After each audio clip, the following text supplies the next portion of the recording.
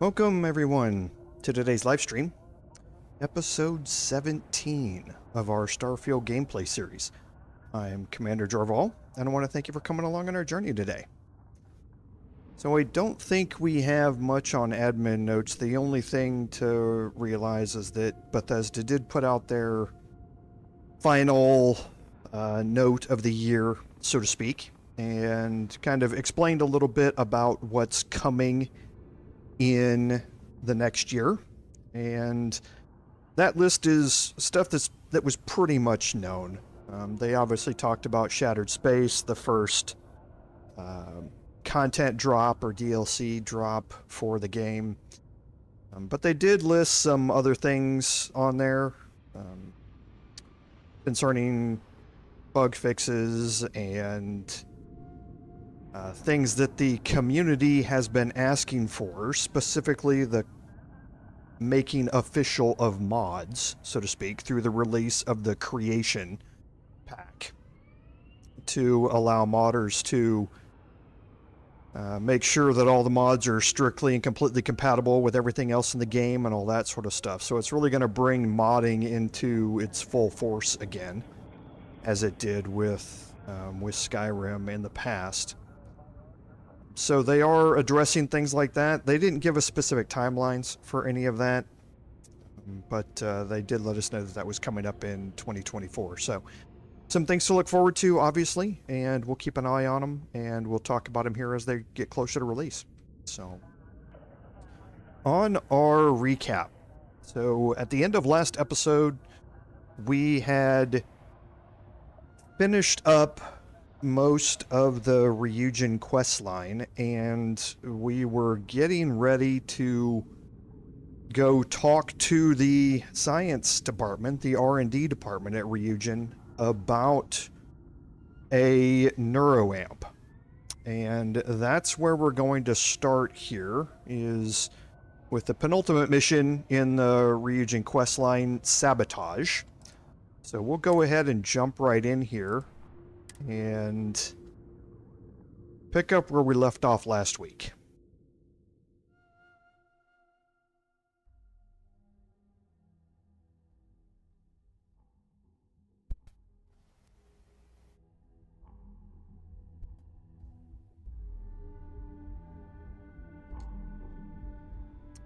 Okay, so here we are.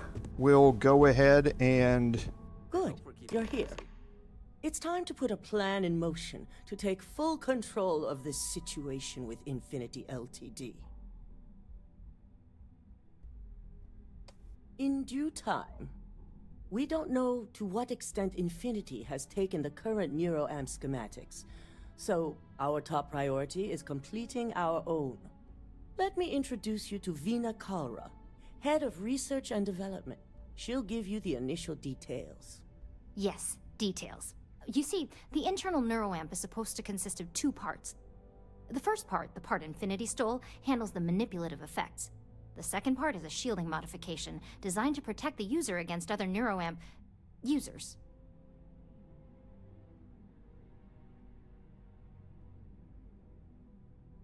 Oh yeah, marketing and finance wouldn't have it any other way. No one wants their greatest asset used against them. Once Vina can complete the internal Neuroamp and shielding mod, the plan is to outfit you with both and have you infiltrate Infinity LTD. We can't risk the assignment until we know your mind has the necessary protection. Good. I'm glad you see this as an opportunity. And I love a willing subject. Now it's just a matter of getting the key ingredient. The final kink in both designs was finding compatible materials to use for conductivity that the human body wouldn't reject. I've finally created the perfect alloy, but it requires a newly discovered refined element called rothicite. Which is where I come in. We have a confidential contract with Consolidated Mining to gather, refine, and ship the rothicite straight to us. Their last shipment is late, and neither we nor Consolidated Mining have had any communication with the Carinae station. Correct.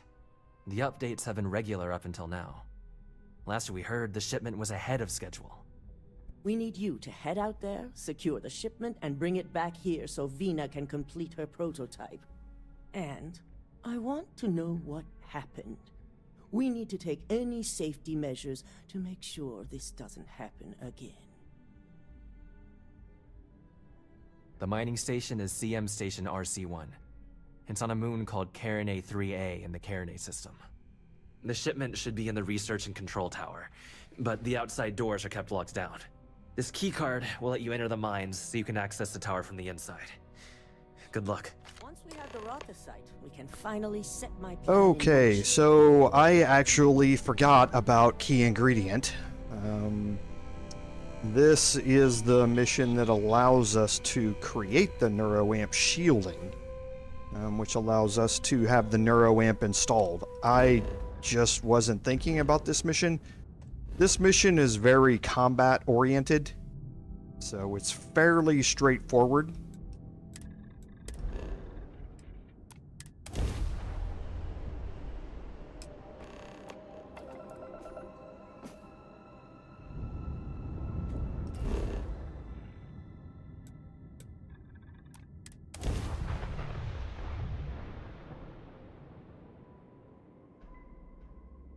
Landing site locked. Take us in.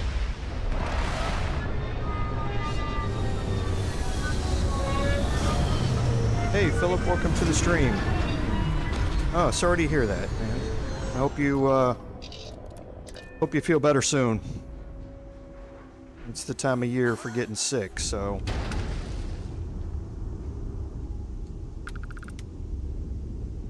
Am I? Oh, don't have my spacesuit equipped. That would be why.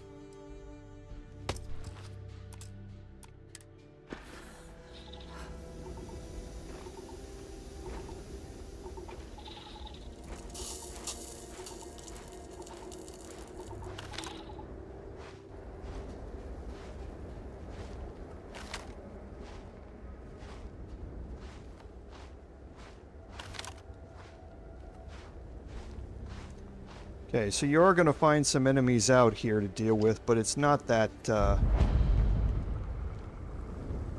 it's not too bad.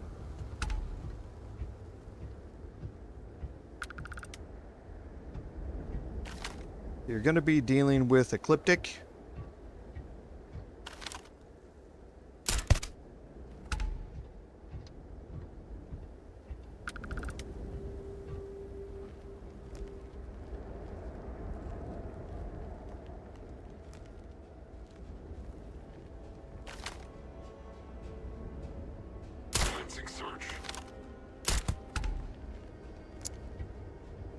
Thing about Ecliptic is their boost packs extend way up past their head almost, so it's sometimes hard to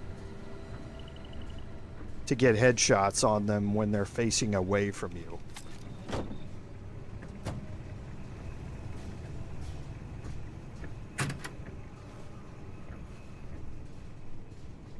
And again, there are boxes and everything to loot around here. We're not going to loot everything as we go. We simply don't need it.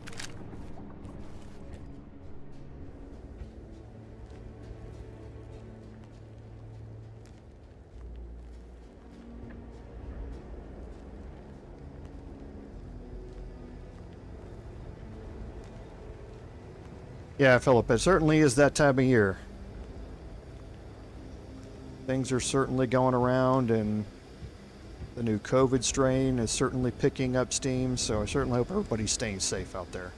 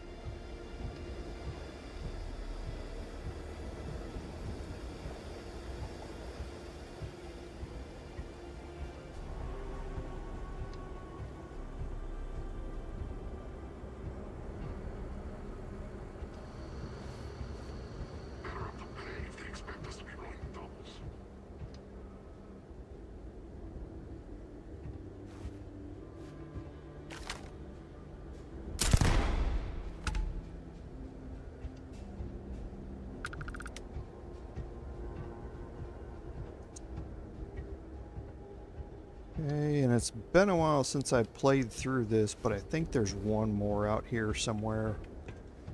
Yeah, I can see.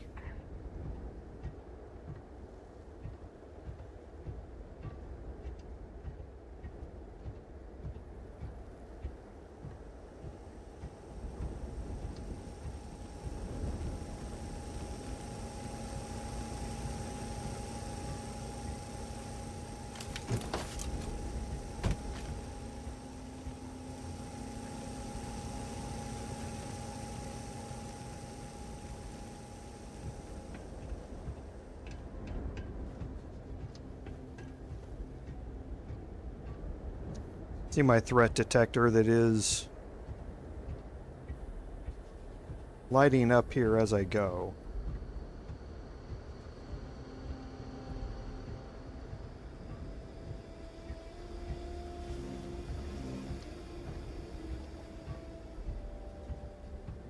Okay, so we'll head inside here.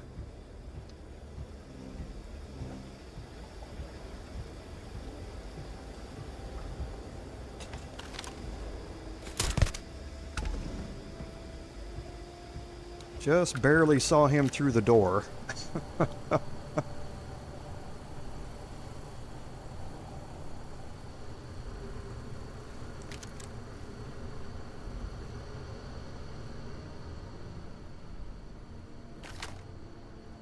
Okay, there's two of them here at the table.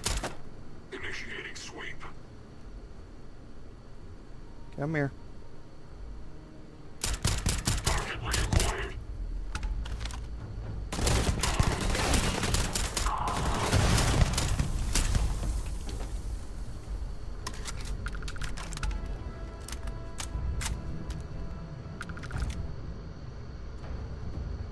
A legendary here. Fairly useless one, but still.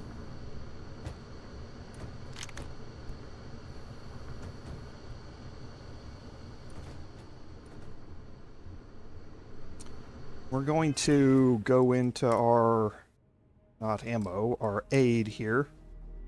Get our health back.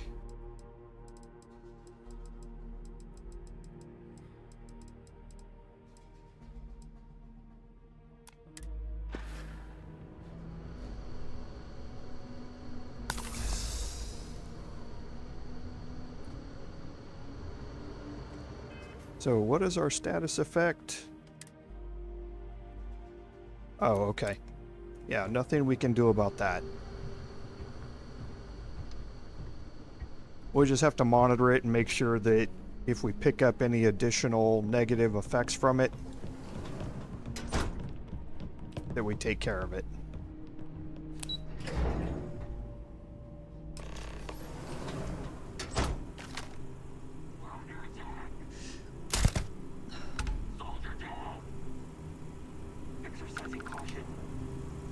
Okay, there's probably somebody else out there. Yep.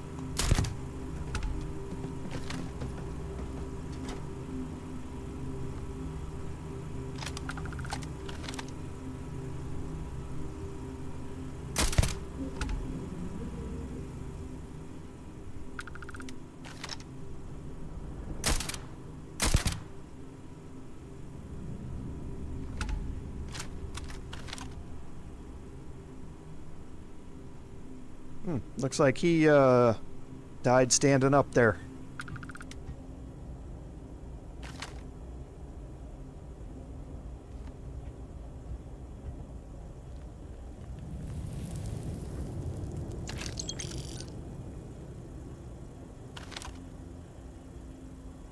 And this is the benefit of having the recon scopes, is that you can mark enemies through walls.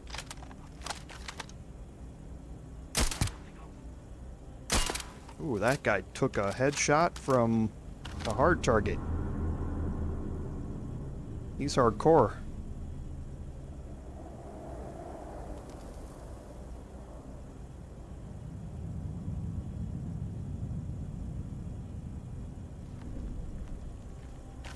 Searching.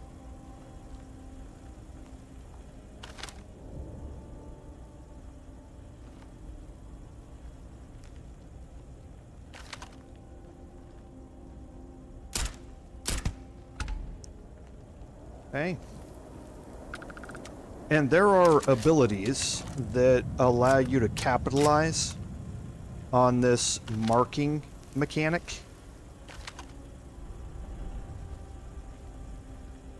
Inside your skills.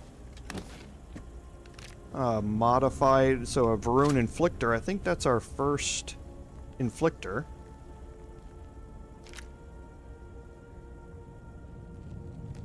We'll take a look at that here in just a second.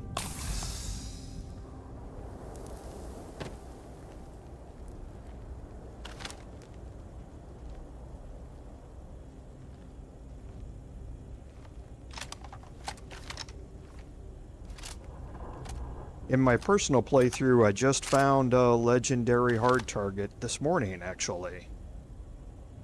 And it's pretty good. I was running with the regular advanced one for a very long time and found a really good one. We'll see if we can get something done here with this Ecliptic Agent. So you notice the icon. He's got armor, that's what the 3 bars at the bottom are, but he also has a chevron underneath the 26, that's his level. Whenever you see an indicator like that, those enemies are guaranteed to drop a higher level item. So either rare, epic, or legendary. And you can use that to your advantage by farming them. And we're actually going to, I guess I can take a couple of minutes and illustrate this. I'm going to use a quick save. Actually, I'm going to go into a quick save here. And let's try and clear everybody else out. Actually, I'll be able to do this one here. So what you want to try and do is cripple these enemies. And by cripple, I mean have them go down and crawl around on the ground. While they do that, their health is going to slowly deplete. Now, it's a random % chance to be able to cripple somebody when you shoot them. Your health or some of your skills can improve that percentage, but the best way to do it is to cause a bunch of hits to the body so that you're not headshotting them and taking all their health away. And then once their armor's depleted on that last armor bar, once it goes away, there's, like I say, a % chance that they're going to be crippled. So what I like to do is just head out and see he's crippled. Okay, so he's down on the ground. Now he's going to have a chance to get up from that.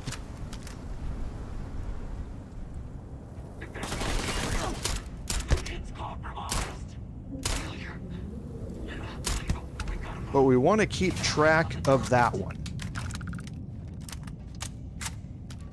And he's going to crawl away, and he's going to go try and crawl to his buddies and everything else. And you want to try and get them moving so that they're on a flat surface. You don't necessarily want to get them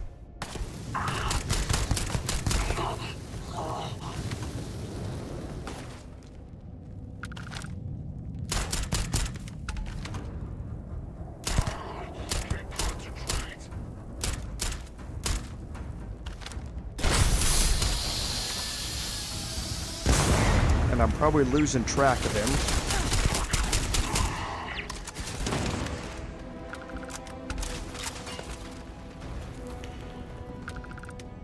Okay, so he's crawling away. He still has some health left, and this is what you want. You want him moving onto moving onto a flat surface. When he's got some health left, it's good to do a full save. So that way, if he doesn't end up on a flat surface, you can reload and try and move him onto a flat surface. And then right when his health gets low like this, you stand in front of him, and right before you hit a quick save, he will die in front of you. And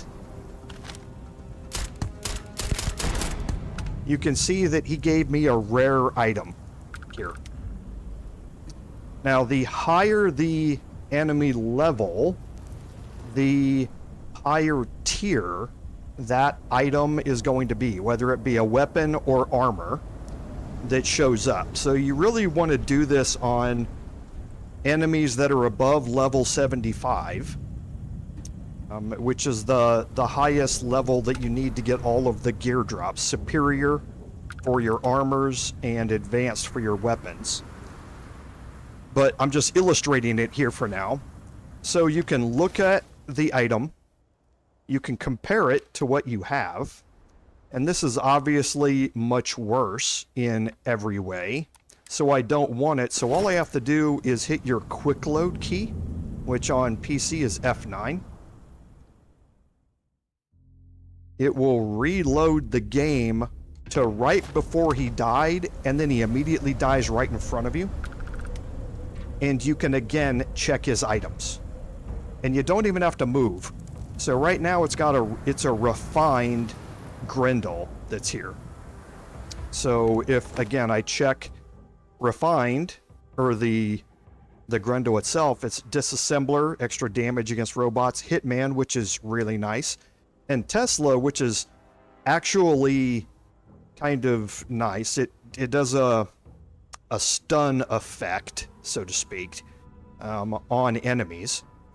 But again, comparing it to what I have a regular Beowulf that does a lot more damage. But if you're still at the Grendel stage, then picking this thing up would be really good. Hitman's really good, Tesla's really good, Disassembler, meh.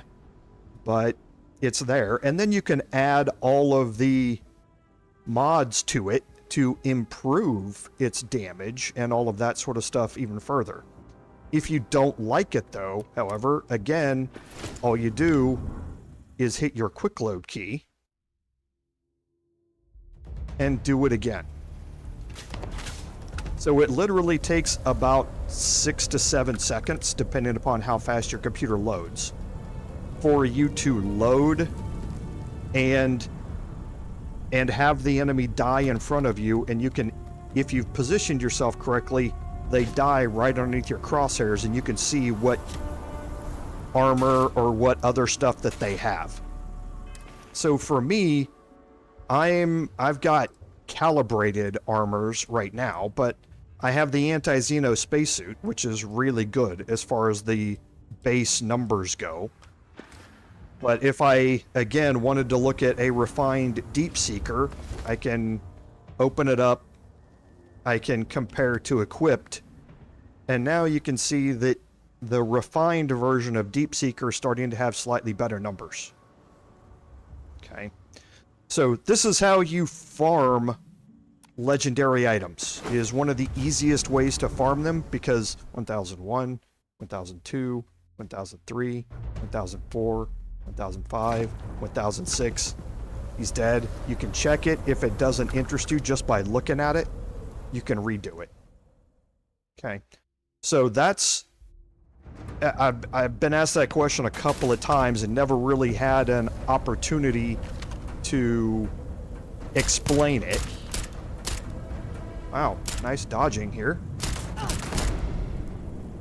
But that is how you're able to farm items. So this one actually has got two really good ones. Bashing, meh. But Lacerate, anytime you can randomly apply a damage over time effect to an enemy, it's really good. Whether it be radioactive, whether it be bleed, whatever it may be, anytime you can do that with a weapon, it's really good.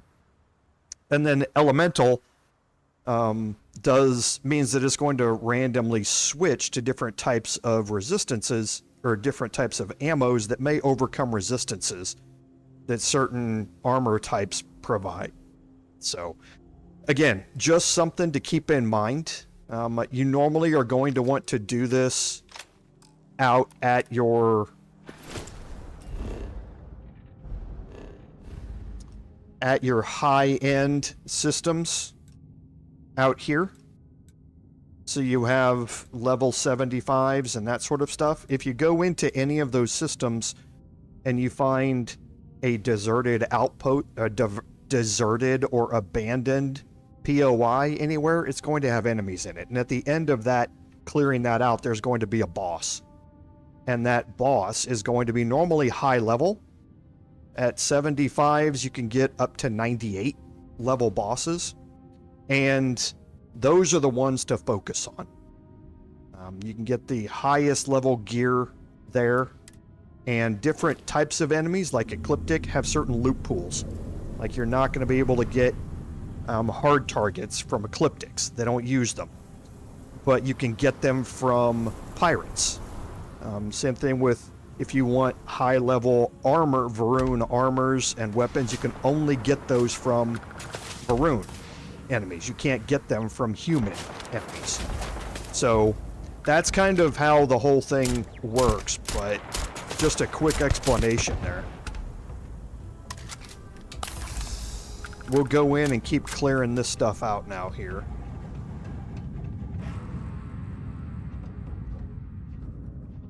But just wanted to get that out of the way. I'll leave a chapter marker for that explanation also. So if you'd like to come back to it in the VOD, you can. That will be part of a whole farming video that I'll put up. Once I finish my personal playthrough and I start putting up guide videos, you'll see it in that list when they start going up.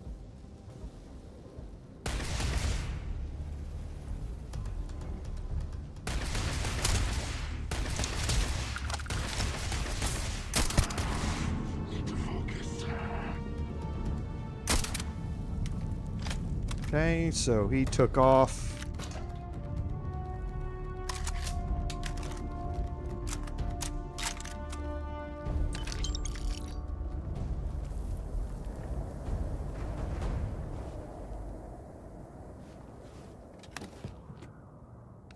Okay, so there's a calibrated star shard, and we're going to look at those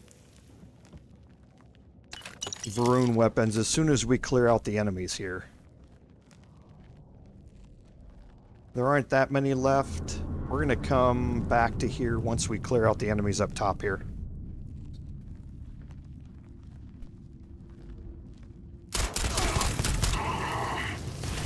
He had an incendiary weapon. Now again we have another higher level Ecliptic here. And I'm not going to probably be able to make him go crippled, because his health is pretty much already depleted. But that's why before you see them, you drop a quick save, so that if you don't cripple him, you can always reload it and try and fight them again.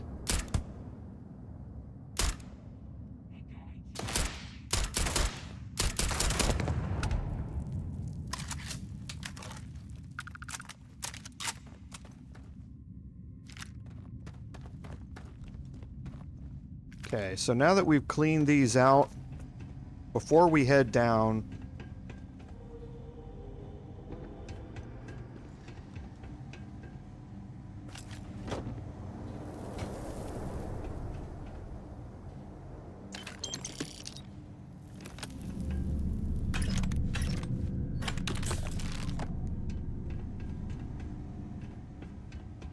okay, and I think these two, yeah, might have fallen through the walls here.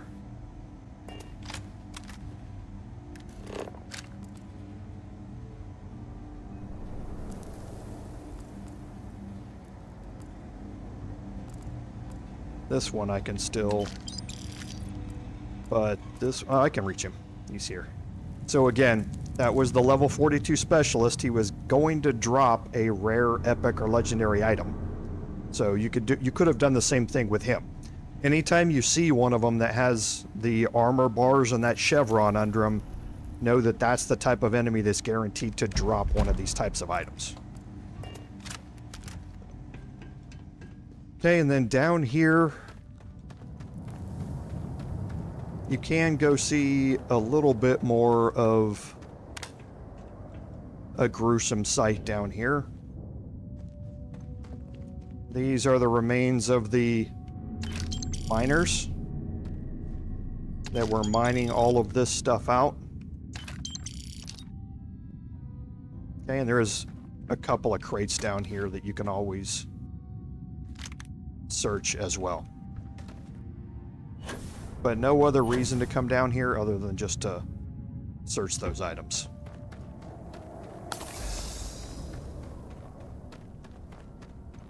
Okay, so now we'll head down into the mine.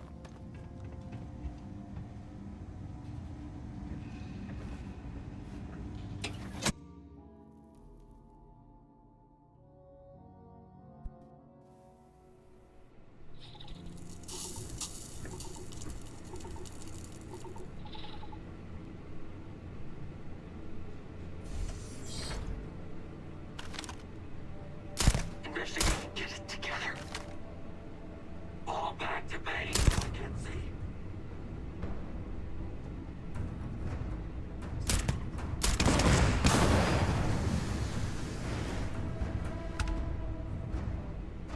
Okay, so he took off and jumped down. Whoa! Okay.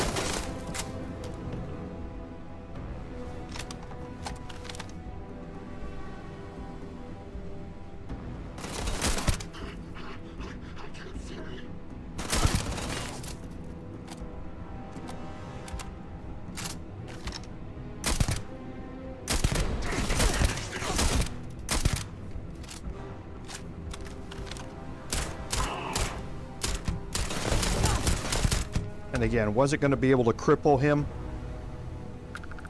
But level 62 is starting to get up there.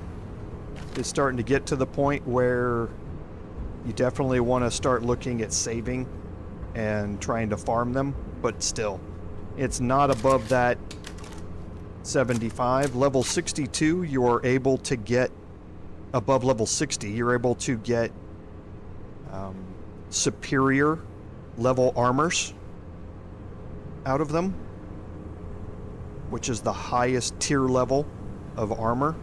Here's advanced ecliptic.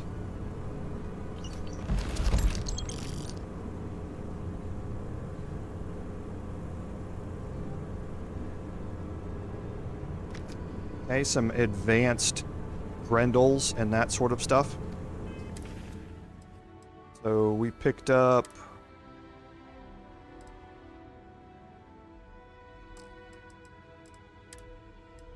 the advanced ecliptic here.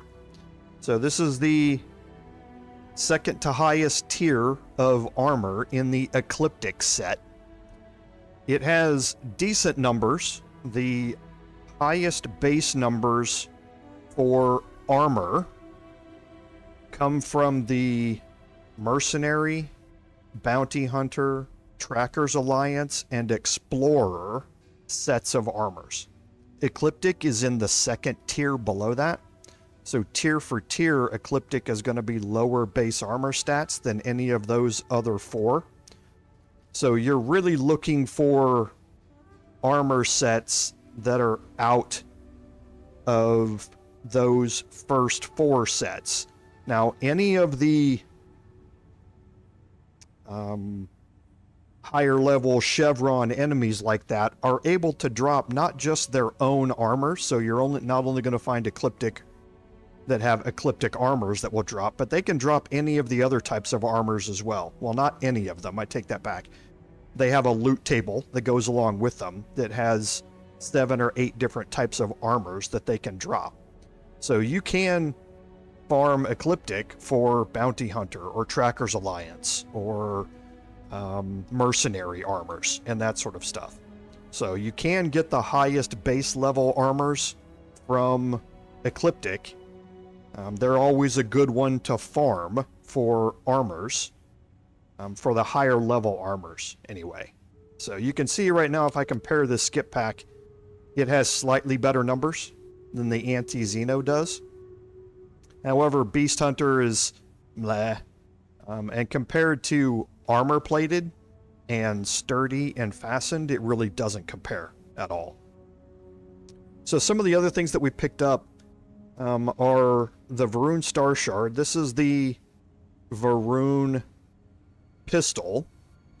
And these come in tiers. So they come in the same tiers as all the other weapons and armor. So regular, calibrated, refined, advanced, and superior. So this is the calibrated version, and you can see it's got some high damages that split between both physical and energy damages. So it can really bypass armor very quickly. And then you have the Inflictor, and the Inflictor is the Varun rifle. Modified is not a tier. Modified indicates that it's got some mods on it already. So this is just a base tier Inflictor. But you can see it's got quite a bit more combined damage than the Beowulf does that I'm using right now. These things really start to get a little overpowered at the advanced tiers and the superior tiers. But yeah, this is the Varun rifle and the Varun pistol. There's also the Varun...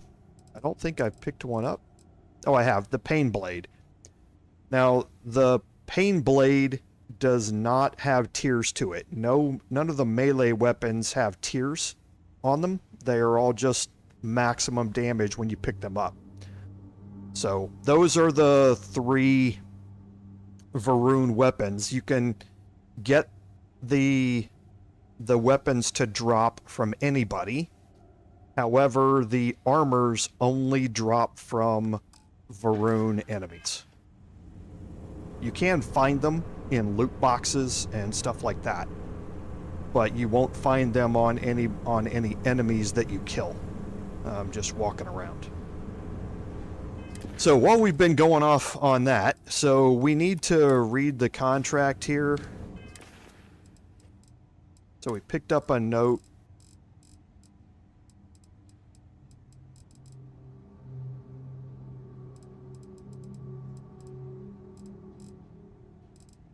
That was contract orders. And this said that it was going to redirect the shipment to the clinic and leave no witnesses. Okay. You can go in here and again look at shipments and the clinic and see that the Rothosite was delivered to the clinic. You can also look at and see here's where it was supposed to be delivered to us, but it was canceled.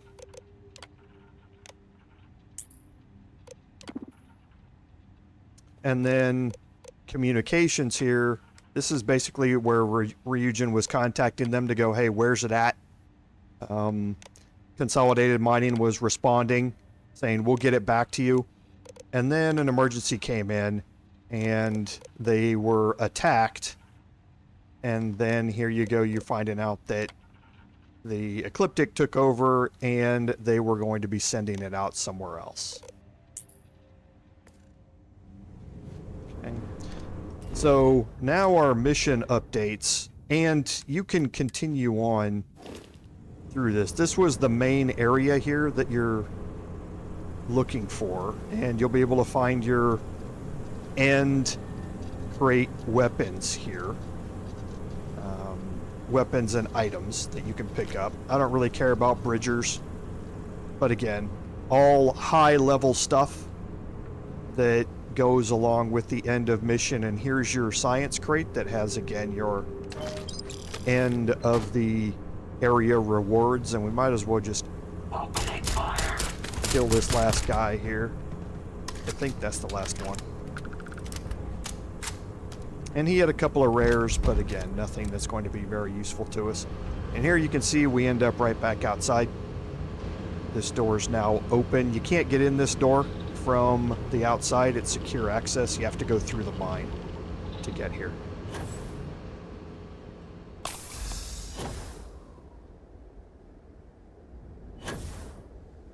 And we're encumbered, I believe. So we'll just make our way back down to the ship here and drop this off.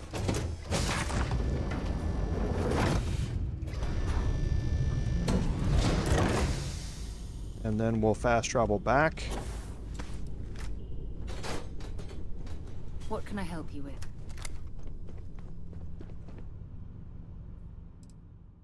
Okay, so let's drop off these additional weapons. So advanced tiers are the highest that we're going to be able to get right now.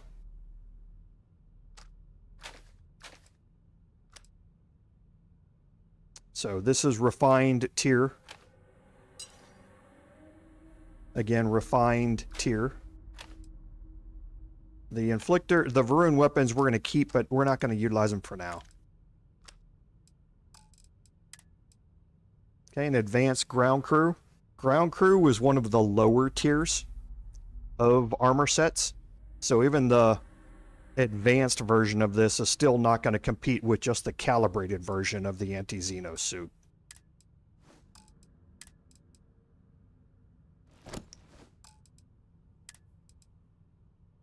And Space Trucker is again a low tier of armor.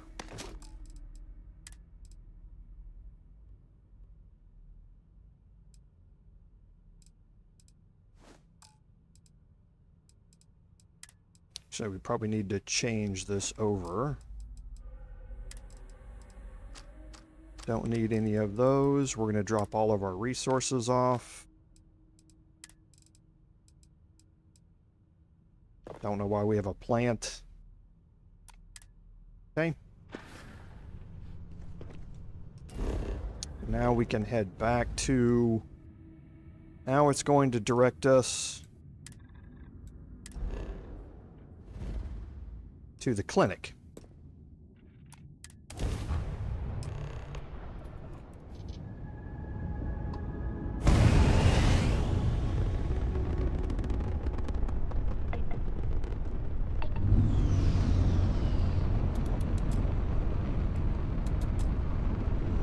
Really wish it would keep your settings.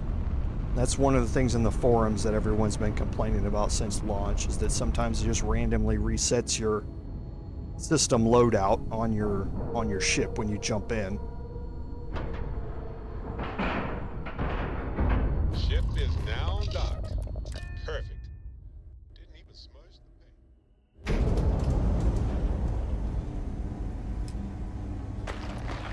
Okay, we want to change back here. Ever run into spacers? Okay, so here our mission is to retrieve the shipment, discover what Infinity is doing here. So we have a secure wing over here we need to get into. This area's off limits. Authorized personnel only. Okay, so we have a persuasion check, but we also have, because we have points in the medicine skill, An outbreak? I haven't heard anything about this.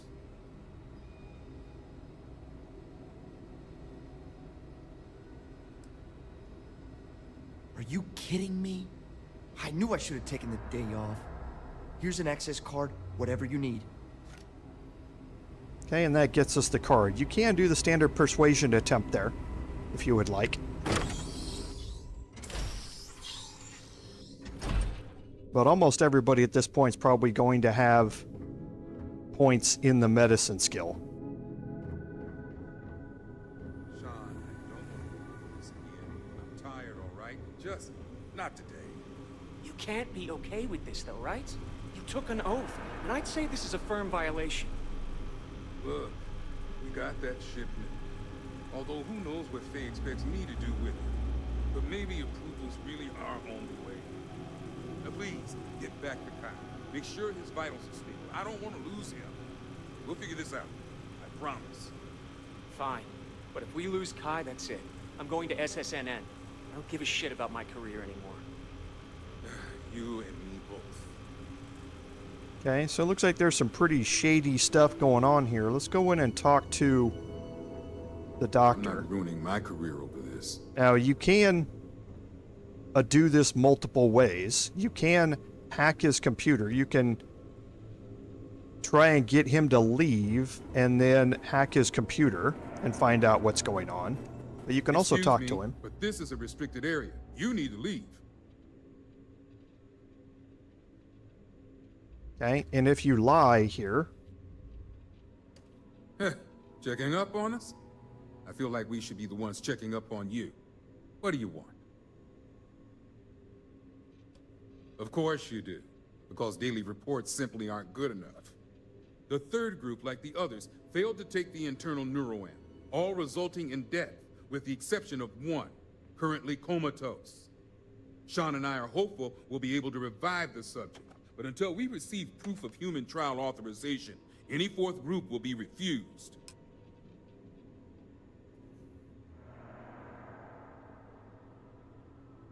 Well, you'd be the first from Infinity to think so. It's a relief to know they have at least one employee with some sense. Now, anything else I can help you with? Good. I specialize in neurosurgery, not chemistry. It's absurd you'd expect us to handle something like this in a medical lab. It's on the table. It's all yours. Anything else? Good. Now, if you'll excuse me, work to do. Okay, so you have some options there to explore some of the other history behind what they're doing and why they're doing it. Basically, it turns out that Infinity sent everything here to have the experiments done, and it hasn't gone very well. So choosing those options, we can pick this up and take it out of here without any untoward things happening or anybody questioning us. Well, what are you waiting for? Get in there. So now here we can head back to Ryujin.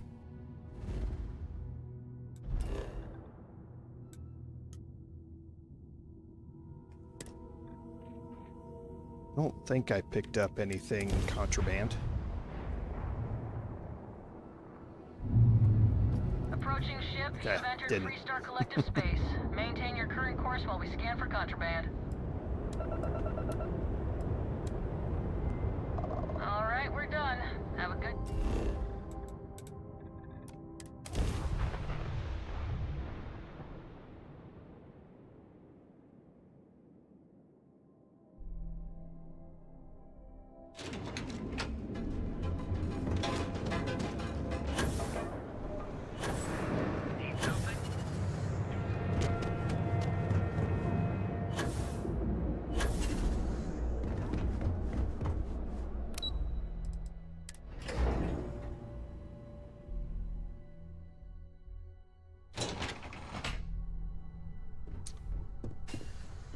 Don't wander into any restricted areas.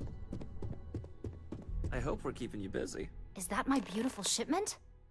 You were right about this one, Masako. Looks like it. This should be more than enough. Now, I shall excuse myself and get to work on finalizing this prototype. So, what did you learn about CM Station RC-1?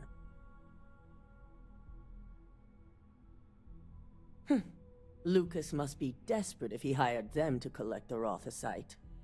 Were there any survivors?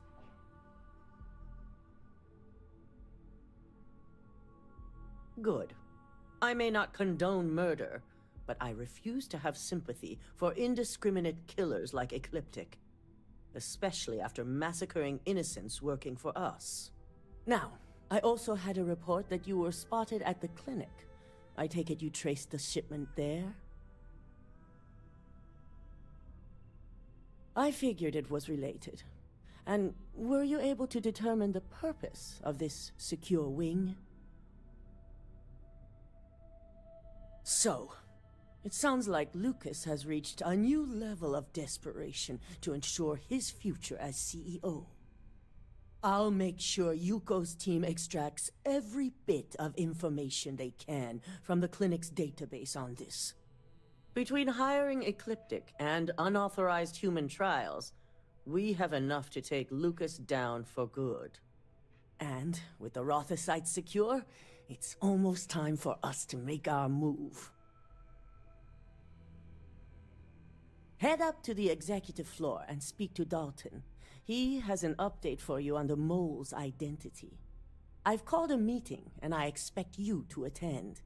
It's time to put the final plan in motion. It's good to see you again. Okay, so now we need to head back and talk to Dalton.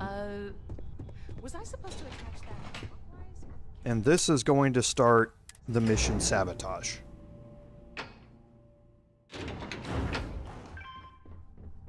This is really the last extensive mission in the Ryujin questline. The final mission is more about dealing with the executives and the future of the company. Good. You're right on time. I reevaluated all the evidence. It took every resource I had, but the final answer is clear. Ularu is the mole. Yes, you made the right call. I've briefed Masako and discussed her plans on handling this. While we both agree Ularu is guilty, we need irrefutable evidence before presenting this to the board. For now, we lead everyone to believe that Imogene was the mole, and the situation was dealt with. Good. Keeping Ularu in the dark is the key to taking her down. Masako has tasked Ularu with writing the program to bring down Infinity LTD. We believe she'll take the chance to incriminate Masako within the program, so this could provide the evidence we're looking for. You will be tasked with the assignment to infiltrate Infinity, so before you go, I want you to bring that program to me. Good. Once Ularu believes she's properly deflected any suspicion, I have no doubt she'll be bold enough to hide something within whatever program she writes. Now, let's attend a meeting. Okay, so we're going to play a little subterfuge here.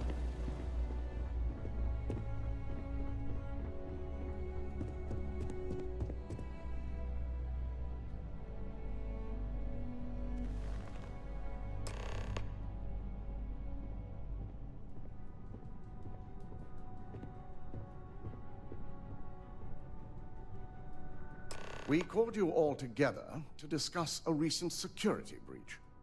We discovered a mole within the company who leaked vital information about Project Dominion to Infinity LTD. You've got to be kidding me. Just don't tell me it's Vina. I think we've all noticed she's not here. Before you speculate any further, no, it's not Vina. The guilty party is Imogene Salzo, much to my disappointment. Our operative here obtained the evidence to confirm it. Dalton, how does something like this happen? Imogene is highly trained. Ularu can even speak to that. We demand the best. So that's the threat we deal with. I may have well-trained operatives, but security is your responsibility, Dalton. This is a huge failing on your part. I accept the responsibility, but let's not forget, the mole has already been exposed and dealt with. Of course, thanks to another of my operatives. Watch me. Imogene's been dealt with, so bickering is pointless. All I care about is reacquiring our property and what this might be costing us financially. Vina is completing the internal Neuroamp prototype as we speak. Our operative will receive the implant, infiltrate Infinity LTD, and obtain any and all research. I have it on good authority. The experimentations they've done to replicate the missing pieces of our work have resulted in fatalities. I can't imagine the mess their legal department has on their hands. If I may make a suggestion, we should give this evidence to David at SSNN. It's the best neutral method of releasing this information to the general public. That'd make my job easier. David it is, then. Masako, the internal Neuroamp is ready if you want to send down the candidate. I hope you're ready for this. And that's precisely why I know we can count on you. Vina will be waiting for you in the Neuroamp division in R&D. Once you're done, meet me in my office. Be ready to discuss the details of your next assignment. Okay, so now we get into a rather interesting part of expanding our capabilities of our character. And the first thing is looking at the social skill. You have a manipulation subclass down here that we need to spend 3 more points in social to unlock. So this allows us to force NPCs to do certain things and for longer periods of time, but right now it's locked because we don't have enough points in the social tree to add points to that. Just keep that in mind.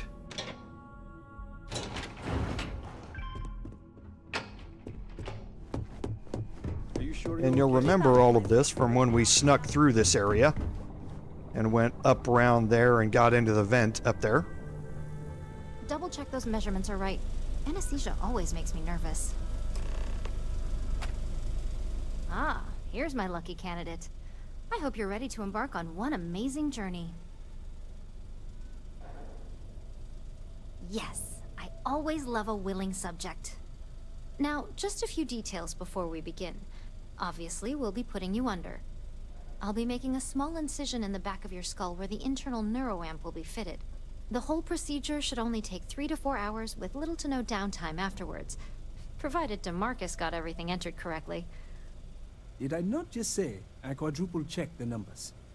You know I'm just giving you a hard time. Besides, I've got to make sure my patient is reassured. Of course. We've got, what, 5 PhDs between the two of us? 6, but who's counting? All I'm saying is that you're in good hands. Now, just lie down on the table once you're ready, and we should be good to go. I have performed a cursory scan of your vital signs. You are currently alive.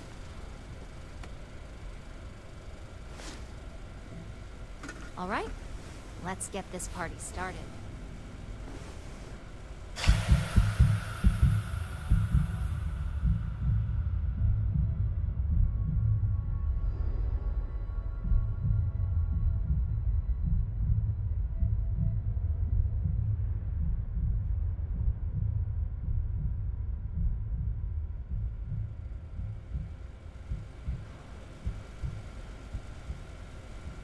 Well, look who's finally up. The operation was a success, obviously. Once you're able to refocus, let me know how you're doing.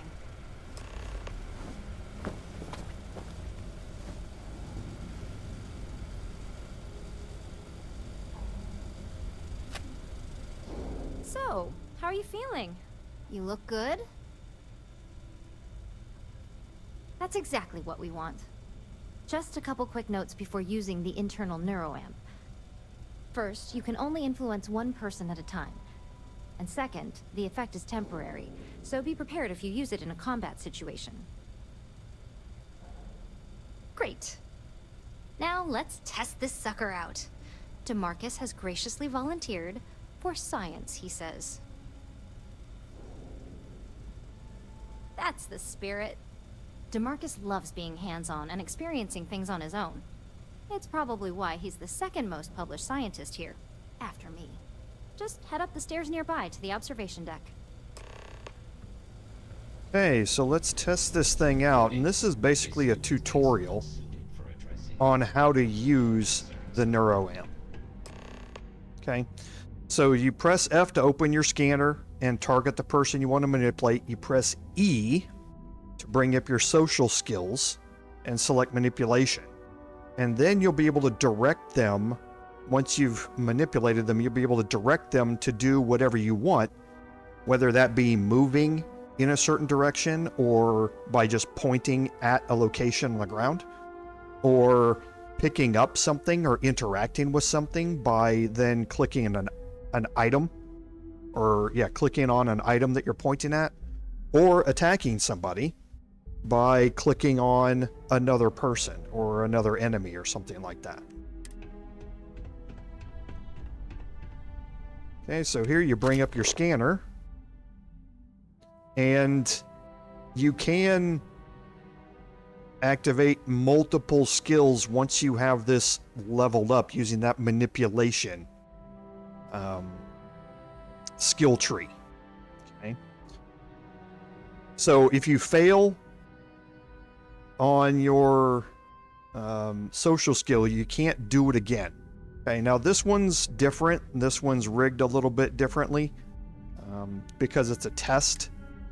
But what you do is, once you've got you've targeted him, you can now hit E for social, and you see manipulation over at the right. It says there's a 90% chance for it to work, and it's going to go for 30 seconds. Didn't want that to be popped up.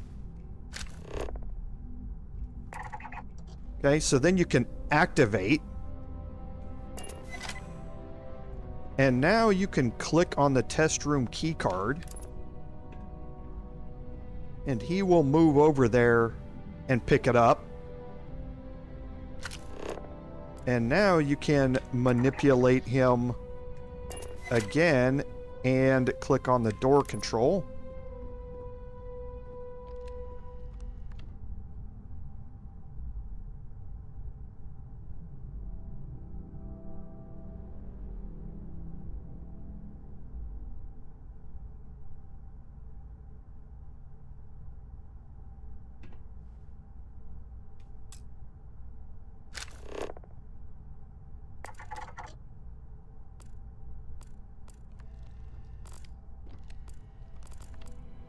Okay, he should have finished that.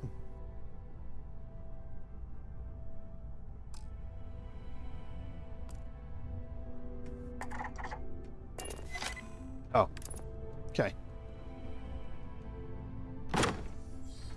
You have to last tell him to go actually move toward the door.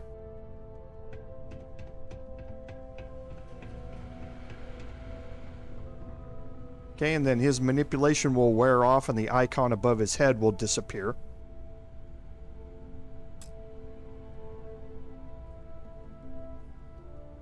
And he'll come walking out. Oh my god, that was incredible. What was it like? Wow. How to describe it? 1 minute I was excited about seeing how the experiment would go.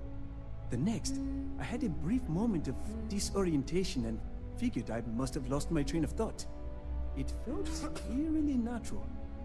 And yes, I admit it, just as you predicted. I knew it, I knew it, I knew it!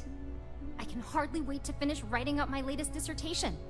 And you owe me 100 creds. I'll be keeping myself under constant surveillance now. I'm curious if any other side effects may manifest. Yeah, Philip, it's odd. The first time I played this and saw him do that, no other NPCs, or I take that back. No other NPCs that I've utilized this on have reacted that same way. Most of the time, once you activate manipulation on them, they don't come running towards you. They kind of stay where they're at and wait for you to input the next command of what you want them to do. And you'll see that once we get into this mission here. So, tell me all about it. How did it feel? Any side effects? Yes. Good. Hear that, DeMarcus? That's 2 for 2 now. I heard. It really was fascinating how all I experienced was a moment of disorientation. It's truly remarkable tech. When it comes to your job, you bet it does. Besides, the Neuroamp isn't total control. If a subject's morals or beliefs in something are strong enough, we still see points of failure. That being said, it's been interesting to discover the actions our subjects sanction in their own minds. Okay. As much as I'd love to go over the details and potential of this amazing piece of technology I created, Masako wants to see you. It sounds like you have an assignment to complete, and DeMarcus and I have a lot of notes to record. Okay. So, hey Star, welcome to the stream. Good to see you again. So now if we look at our social skills again, you can see that the manipulation skill is now unlocked. Okay. So now we have to manipulate 5 different people to unlock the first rank here. So it's not really unlocked per se, in that we can't just click on it and put a point in it. We still have to do the challenge progress to unlock it, but it's now kind of given us rank 1 for free, so to speak. So it's not going to let us improve this anymore until we put more points into the social tree, but it's given us rank 1 for free. Okay. So now we can head back to Masako and get the details of this mission that we're about to go on. And it's honestly another really cool stealth mission. It's a lot buggier than the previous one that we did which we managed to do without any problems. This one has a much higher failure rate because of a couple of specific points that I'll talk about when we're in it, but we'll see how we do. Hopefully we can do it. Good, you're here. Now that you've been outfitted with the internal Neuroamp, it's time to put that tech to work. We're sending you into Infinity LTD. Lucas Drexler is about to learn exactly why you don't steal from Ryujin Industries. And wish he shall, every day, while he rots away in prison. Alright, Yuko has provided a layout of Infinity LTD. You have 2 options for this assignment. We'll be providing you with the means for both. Option A, you gain entry through their maintenance access on the roof. Option B, we give you an assigned identity and arrange a meeting for you. As long as you're prepared when the time comes. Now, depending on your preference, you'll either find yourself in the maintenance hallway or the marketing department. From there, you have 3 targets. First, you have Lucas Drexler's computer, located in his office on the executive floor. Second is Faye Sengsavan's computer, in research and development. And third, you need to obtain the prototype they are working on, also in R&D. As you can see, you've several floors to traverse. So I hope you're prepared for an adventure. That's what we're counting on. Now, I had Ularu create a program that you need to run on both Lucas and Faye's computers. I'll let her explain the details. You see, once we expose Infinity LTD, all of their data is going to come under intense scrutiny. We only want the public to know about their mercenary hires and unauthorized human trials, but Project Dominion needs to remain confidential. I've created an overseer program that will gather all the evidence we need, and at the same time delete anything relating to Ryujin and the internal Neuroamp. Exactly. And what the public doesn't know doesn't hurt them. Now, we don't want to mess on this one. A body count will only distract from what we're trying to accomplish here. Simon Rychek provided some useful info on how to evacuate civilians from the building. I'm sure you remember him from Sidonia. Infinity's maintenance crew is understaffed. It's only a matter of time before pressure gauges go unchecked and they have a massive issue on their hands. Once that pressure becomes too much, every floor in the building is going to suffer from gas leaks, setting off an automated alarm to evacuate the building. Simon was able to get a passcode for you to access their system's computer, so you can force the heating system to fail. And sorry, Star, if I've been clicking on those too fast, I'll make sure to slow down to give everybody time to read those. I'd highly advise you use it. This assignment isn't the time to test your abilities. The only thing you're out there to prove is that you can get this job done. We're also issuing you an operative suit. It should help reduce their ability to detect you. These suits are typically reserved for the senior ranks, but we want to reduce as much risk as possible.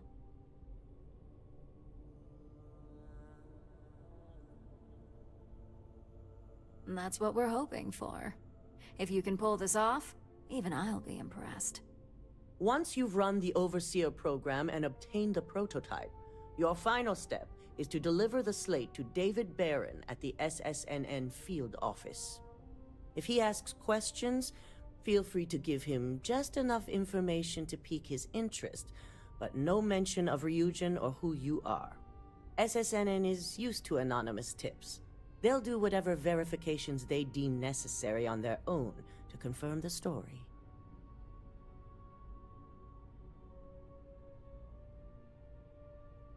It certainly will, and we'll have front row seats. So, any final questions before you go? Good luck, and be sure to report directly back to me when you return. Here's Simon's passcode, your operative suit, the Overseer program, and your cover identity. Your cover ID card is encoded with roof entry and elevator access. So that's your ticket in, either way. Don't screw this up. Skylar Lumen? Okay, so we were given a few things there through this. So the operative suit is the main thing here that you gain out of this. The operative suit gives you a 25% bonus to stealth. This is the biggest boost that you're going to get from any item in the game as far as your stealth goes. So you definitely want to equip that. You don't have to equip the helmet if you don't want to. It doesn't give you any benefit other than completing the set, so to speak. But the suit you definitely want to have on for this. You want to make sure that your weapon or your armor is not equipped, because armor takes or your spacesuit takes away from your stealth skill. So your spacesuit and your helmet, unequip it. You can leave the pack on, though. You're going to need it.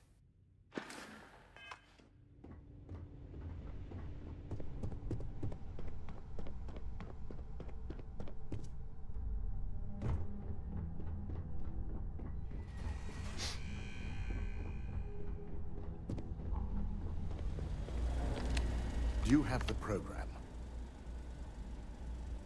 With pleasure. So, let's take a look.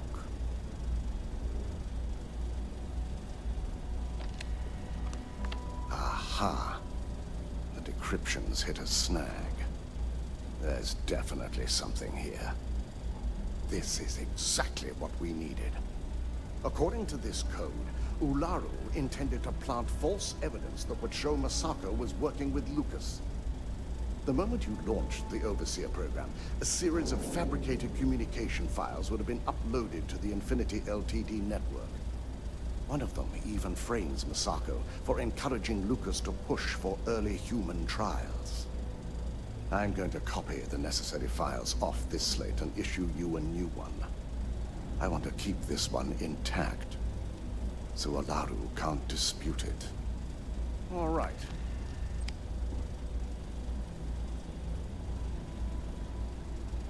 Now, we finally have the evidence we need to prove Ularu's guilt.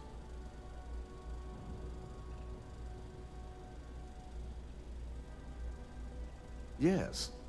And had you not brought this program to me in the first place, you would have been the one planting the false evidence. Without that falsified evidence, Ularu is in for a big surprise. I fully expect she'll be eagerly awaiting SSNN's broadcast, anticipating Masako to be accused alongside Lucas Drexler. Here's the new slate with the revised Overseer program. Let's get this assignment finished the right way. Okay, so sneaky. from Ularo there. I do want to check. So I have the Memento Mori, but I do not have a suppressor on that. So, doesn't matter. We'll go through it another way. You can complete this if your stealth fails. They're not going to be very happy with you back here at Ryujin, but it's not going to cause you to just completely fail this thing. Okay, so we're going to go to... I don't think it's here. I think it's the commercial district, but the icon is taking me there.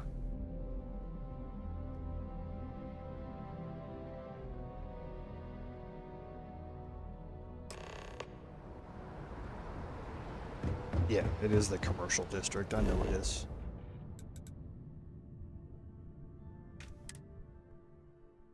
I don't know why it does that. It in areas that have multiple connected destinations, it doesn't always give you the right one that you're supposed to go to. Now again, there's two ways to go in here. You can go in through the Infinity LTD front door. I tend to go in through the roof just because it bypasses a little bit at the start. You're going to end up in the same spot no matter what. It's just how you get there. We've been through this door before because over here to the right, that's what led us to the Varun Embassy.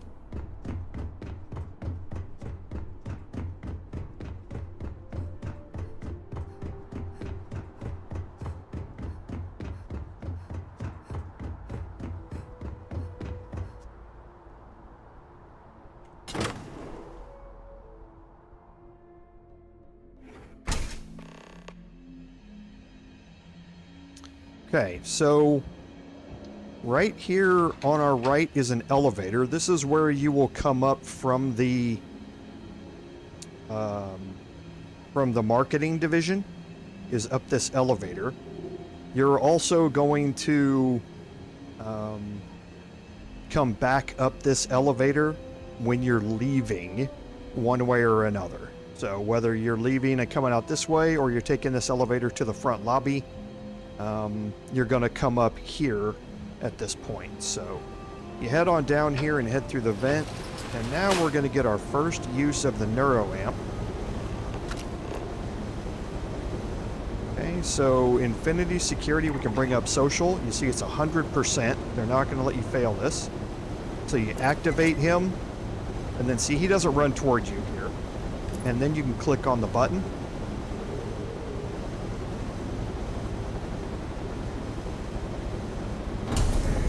That's going to stop the fans here, which allows you to drop down.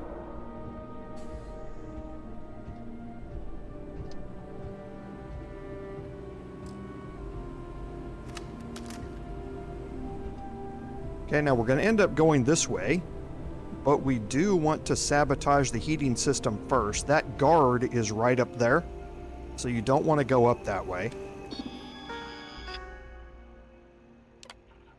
Okay, so the heating system needs some attention.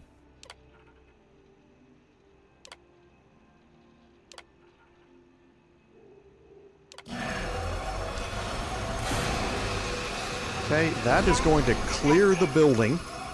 All non-essential personnel must evacuate the building. Please find the nearest exit and contact emergency services. And we're going to make our way through the vent here.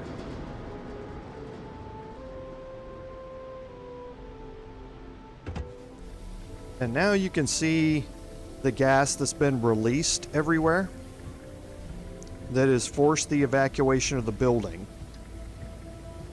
We're going to stay on these upper platforms here. There's a security guard right there.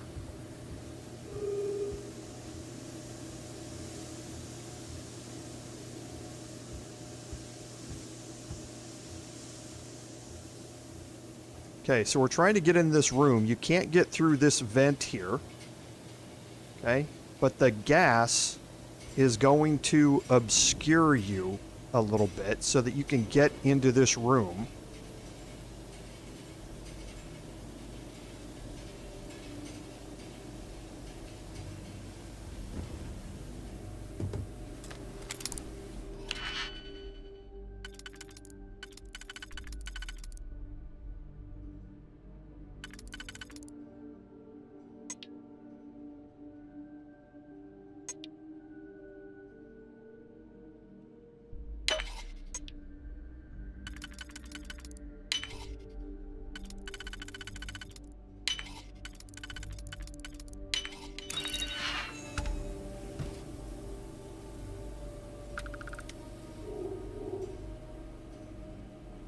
I tend to leave that door open. The farther you get away from him, as long as you're moving slow, you're okay.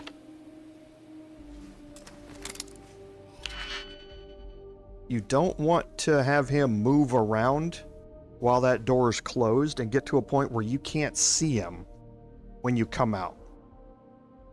That is just one of those guaranteed ways to fail things.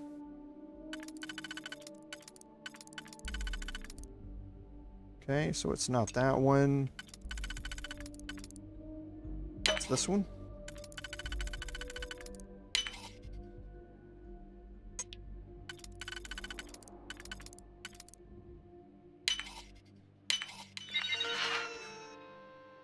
Okay, so you can read the workspace and you can read through their appointments and messages. There's nothing in there though. You just do want to run the Overseer program.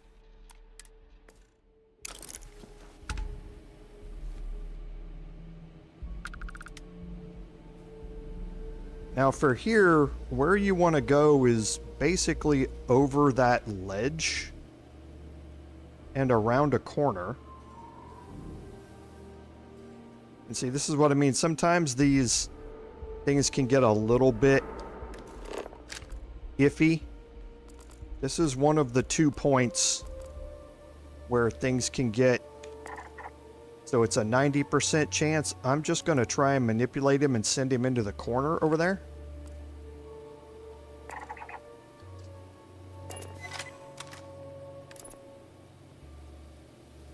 And you see, he'll go walk over into the corner and just stay there. And you can go right over the edge onto this platform. Okay, and you're going to go into this vent here. You can just fall off of these and get into the vents. Now again, what you want to do is make sure that you are not jumping twice.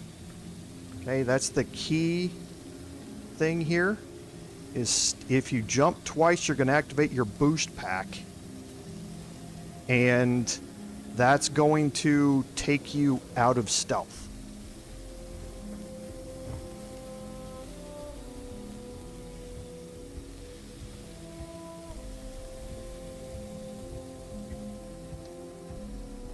Oh, I didn't need to go this way. I needed to go back up.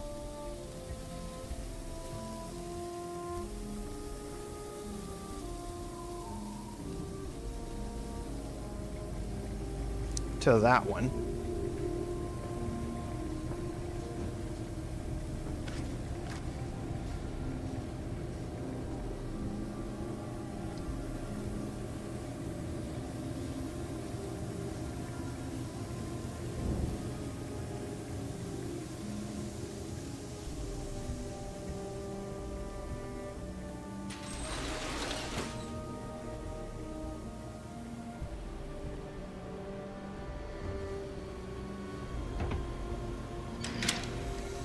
And this will drop me down into this bathroom here.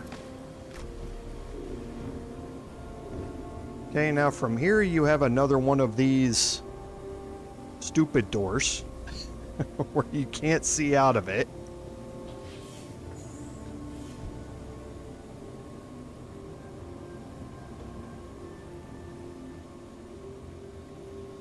Okay, there are going to be some guards that are going to be patrolling around here.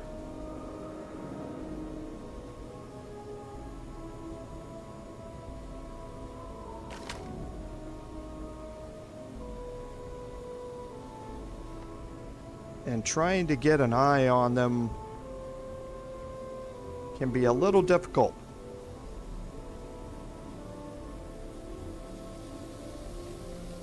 Okay, so there's another one right there.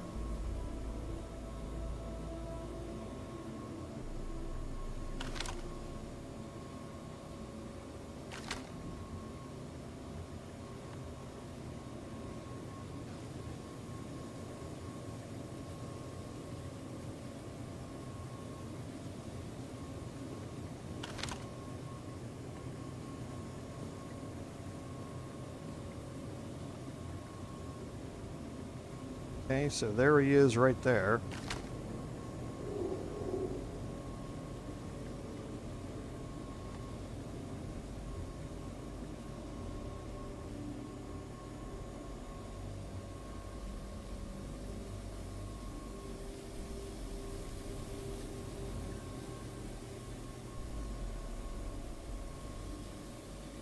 Okay, so we're gonna make our way. The hell? All right.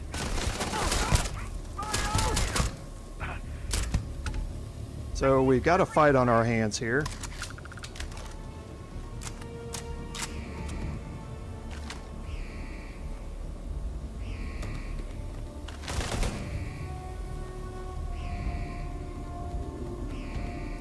I can put my armor back on now because it doesn't really matter. That room right there is by far the biggest failure point in this mission.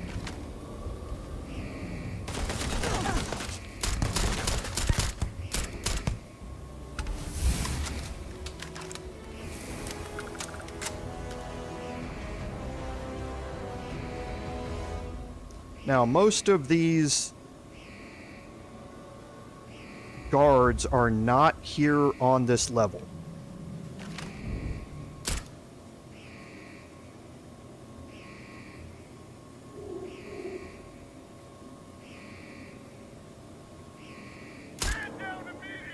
Come on.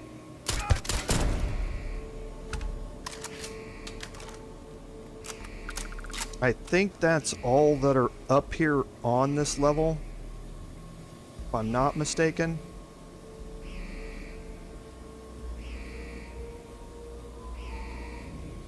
But we'll wait for things to calm down here before we head out again.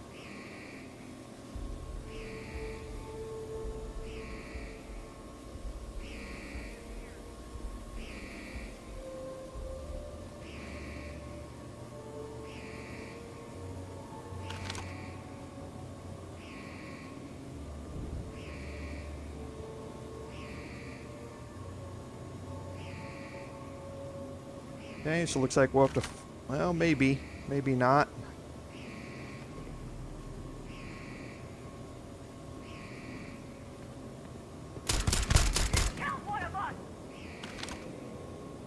Suspect yourself. Had enough?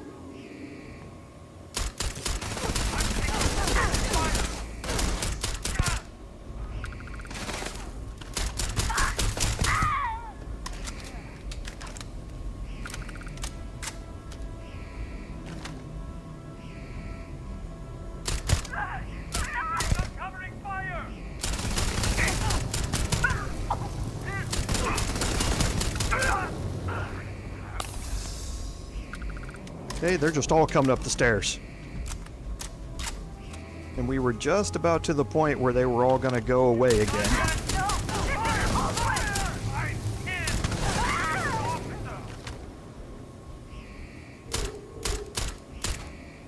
Come here.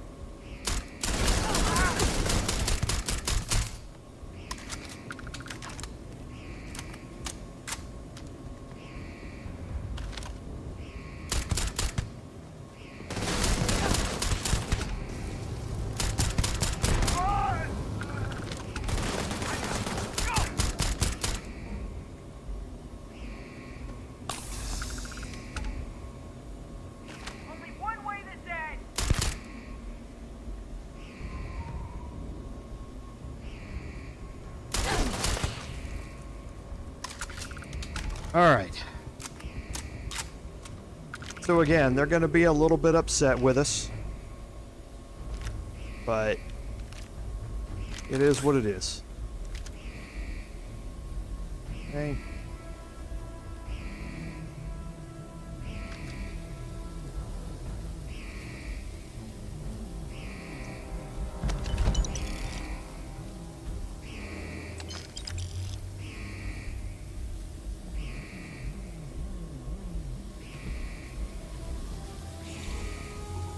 Okay, so the goal here, and what you do is you come up this hallway. You can wait in this office for the guards to pass by again. And you can continue on toward this room, and you can again wait in here for the guards to pass by. So let's check at our health here and get a treatment for that.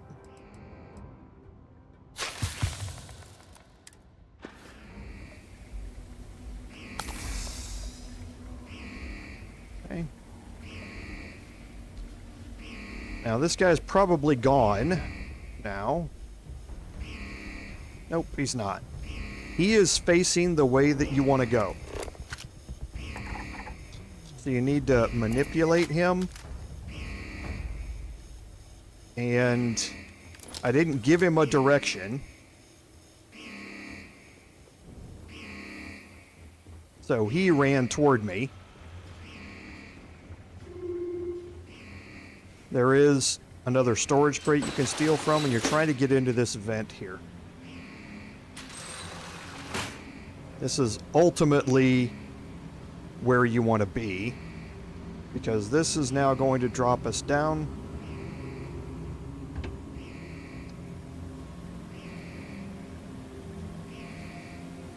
Into another platform area, and you're looking for this office that has the birthday stuff on it. So you're going to head over here.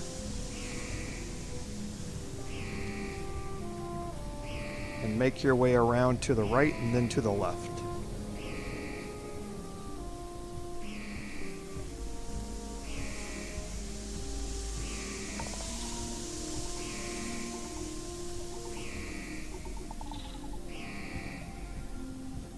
And they've marked the vent that you are looking for to try and get into. Okay, now here's the second part. Once you get in here, you drop down the elevator shaft. This is the next part that is iffy. Okay? So, if you move up close to this and jump up, you'll mantle up, and you can see there's an enemy right below you. So if you try and jump, you need to get over there. And then you need to move across, and then you need to jump back across to the other side farther down there. Here, it's fairly easy to manipulate this guy here.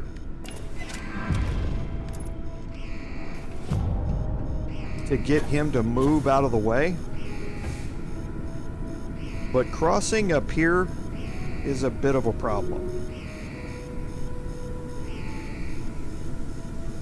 And that's because this jump across there, you need to use your boost pack to make it. You can't make it in just one non-boosted jump. Here is the same type of thing. And you have enemies and turrets that are down there. And this guy is now going to have moved back into his position where he can see down this hallway.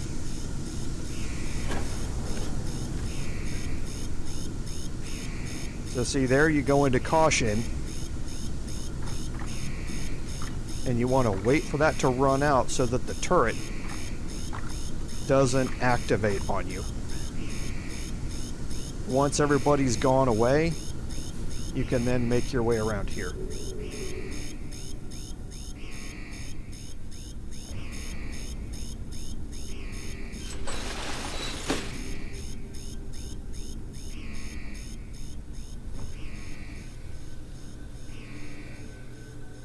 Okay, so now down here at the end, we're going to fall down again.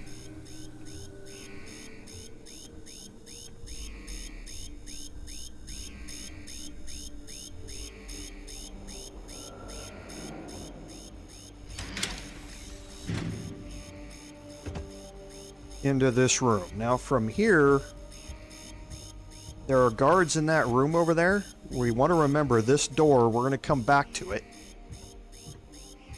We're going to make our way up and to the right.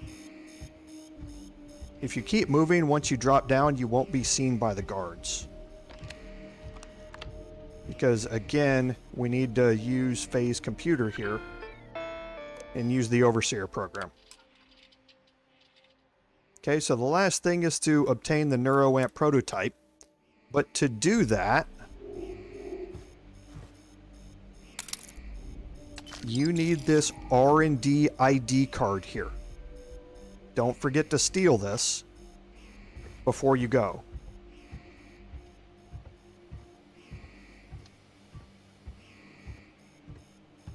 Now from here, you're going to make your way back around to the left and go through this door in the hallway.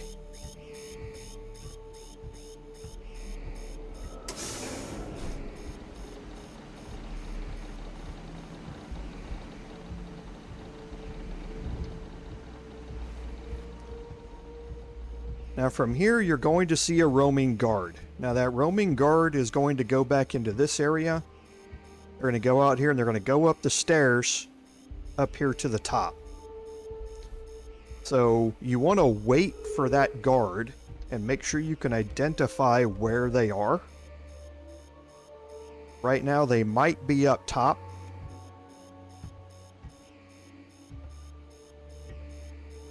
But you want to make sure that you know where they're at, because the next part's going to make a little noise, and you want to make sure that they're not around when you do it.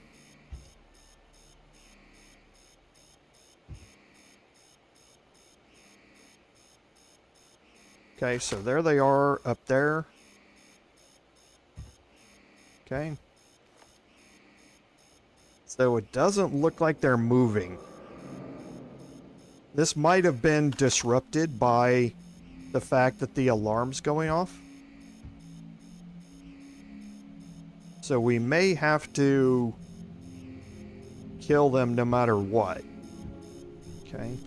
If you're doing this the stealth way, then you want to make sure that they come down here and then they walk up, and as they walk around that corner, that's when you want to take out this turret. Right now, because when they're walking around the corner, they can't see the turret. So when you kill it, it doesn't aggro the guard, but because the guard was up top up there, they saw the turret be destroyed, so they're now aggroed on me, so I'm probably going to have to kill the guard here. Gonna find you eventually.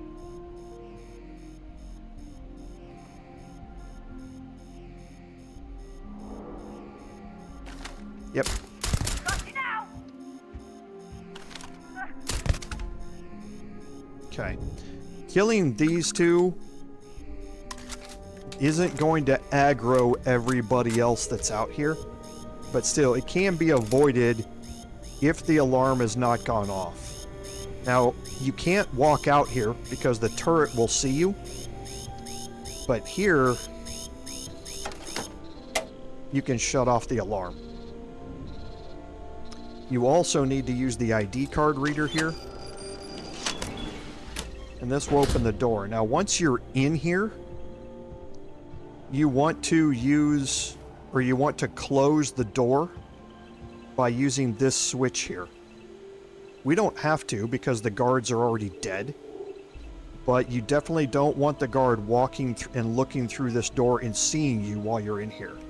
So you want to immediately close this door if you're in the stealth mode of this.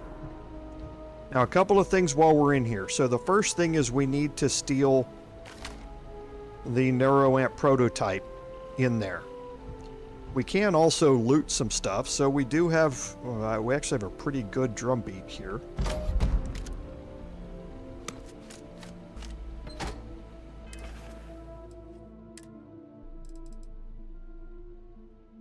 This is actually a really good drum beat.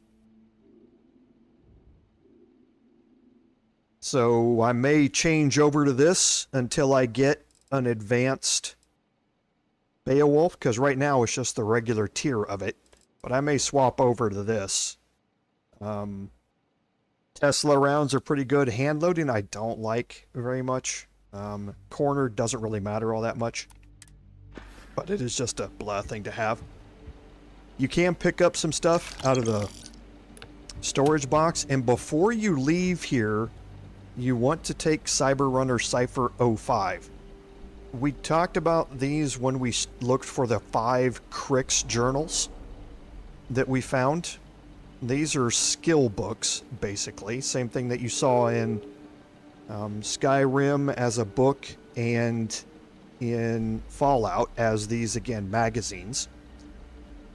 This one, you can come back and get this after this mission is done, but it's just a pain to come back here and do it all over again. This is one of the places where I recommend picking it up now and just saving it so that you know you've got it. So if you're going through a list later on, you don't try and come back here again because you've already got it. Okay, so that's going to do 5% more damage to laser weapons. Now we need to get the Neuroamp there. You can see there's a cord that comes off of it, and it goes over to that workstation over there. And this is a security machine that's going to open this up. However, there's a whole bunch of enemies. I don't know if we'll be able to see them through the wall here. There's a whole bunch of enemies in this room. So you want to come up and hit this switch that closes these shutters. Otherwise, if you come over here, they're going to see you. And they're going to be aggroed during this. So here you have the access controls. You have an expert level lock to pick. So 1, 2, 3 in the middle. It's going to be... No, it's 1, 2, 3, 4. So 2 and 2... Nope. It's going to have to be this one and a 1. Then we have 1, 2, 3, 4, 5, 6. There could be 4 and 2. Nope, that one doesn't work. So it's going to be 3 and 3. That one works, and then we would need another 2 that we don't have to make that work. So this one. Okay. And then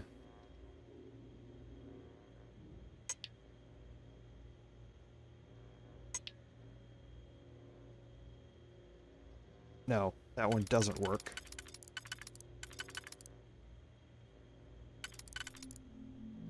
Okay, so that one doesn't work. This one does work, and then we would need this one to go along with it. Then 1, 2, 3, 4, 5, 6, 7. So these got to have a 4.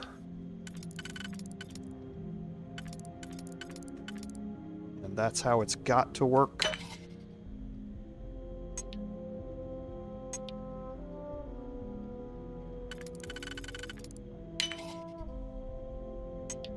And here and here.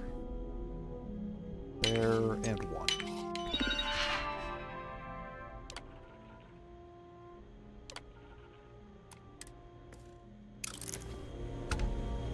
Okay, and then you can go up and pick up the Neuroamp without the alarm triggering.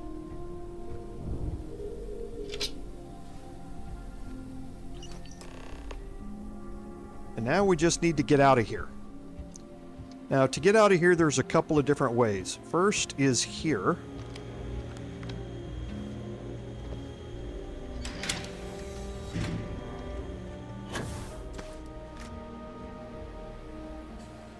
Okay, and this will take you up here.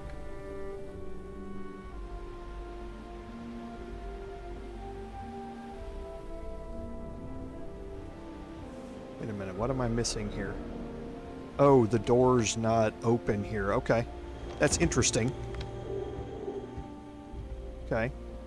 So we're gonna go back out the way we came. When I came back and did this, when I did this the first time on personal playthrough, I did not pick up the Cyberrunner magazine, so I had to make my way back in here myself, and that's how you have to come in through an open door that opens up top. That we don't have to stealth around down here anymore.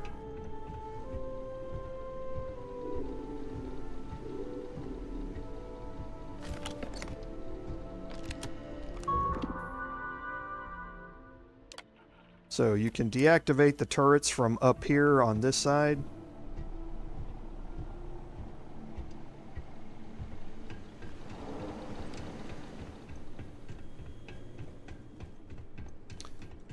So what you can do is, with that turret there, the turret is facing this way, like this.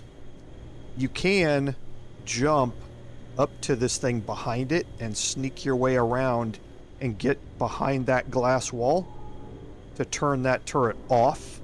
You just don't have to. Like I say, the way that we did it works perfect as long as that guard is on his normal patrol route. At this point, since we've had to kill all these guards, it doesn't really matter that we kill a few more. Or we kill one more. So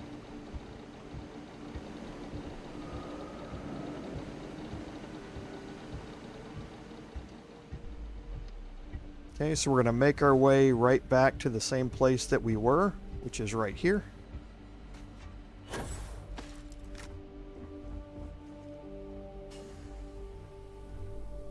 And we're going to go back to that same place where we jumped across the pipes.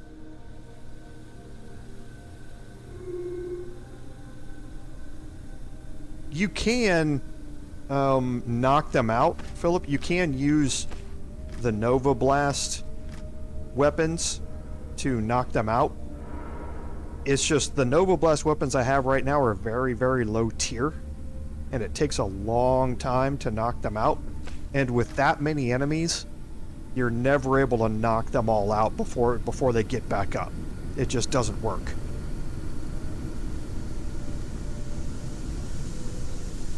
Okay, so now here, you can jump across here. We've got one enemy here, and he's just laser focused on me.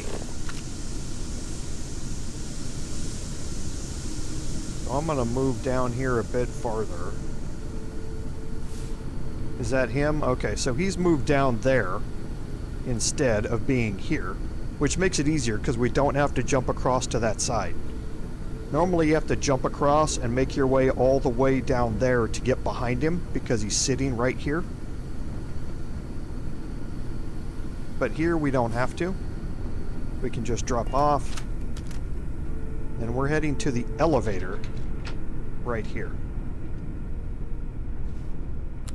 Okay, now the elevator gives us the entrance or the roof access. I'm going to go back out through the roof access.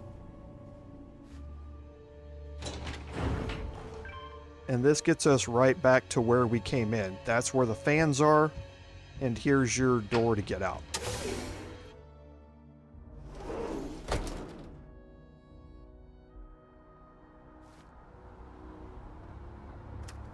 Okay, so definitely not the cleanest run, but like I say, that single room right there is the most difficult part of that entire mission.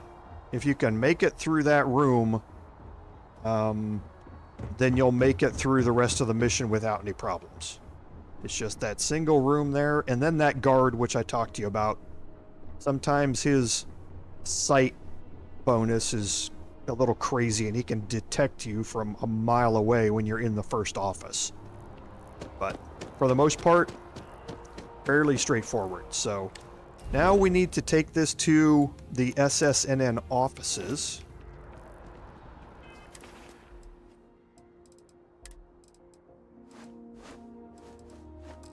Which for that, just going to put my suit back on. No particular reason why. They're not going to care if you're wearing the operative suit. I end up wearing the operative suit 99% of the time that I'm out doing stuff in this game because I have a stealth-based long-range rifle build, basically. So it's incredibly handy to have. Evening, ma'am.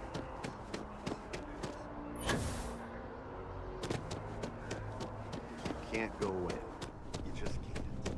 Administrations come and go in the big city, but SSNN is here to stay. Can I help you? Mr. Barron's a very busy and important man.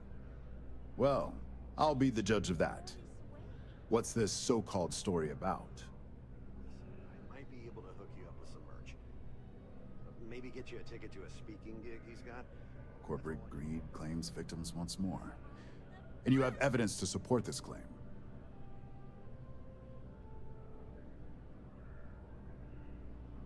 Good. The less investigation we need to put into this, the faster I can prepare the broadcast. I don't suppose you want to tell me how you got this evidence.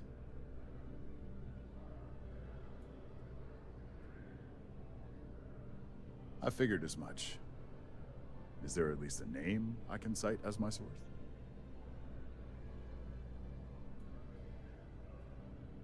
Why am I not surprised? As long as the evidence is adequate and verifiable, I expect it'll be aired within the hour, if not sooner. Now, if you'll excuse me, I obviously have some work to do. Okay, so now we just need to head back to Ryujin.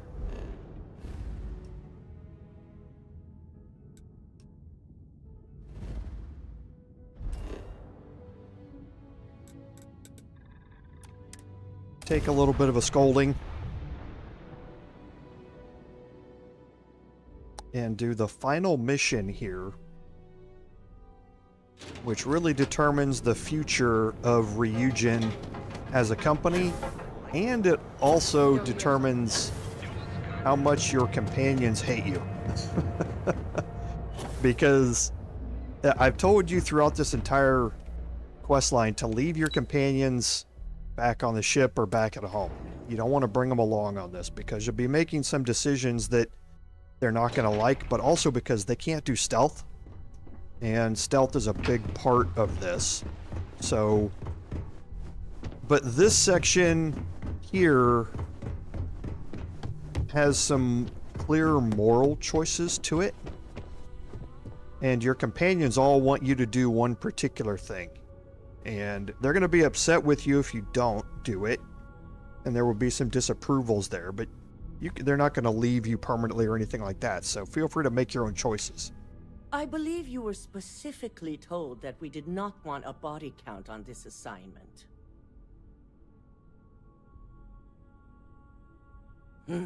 If only intent mattered.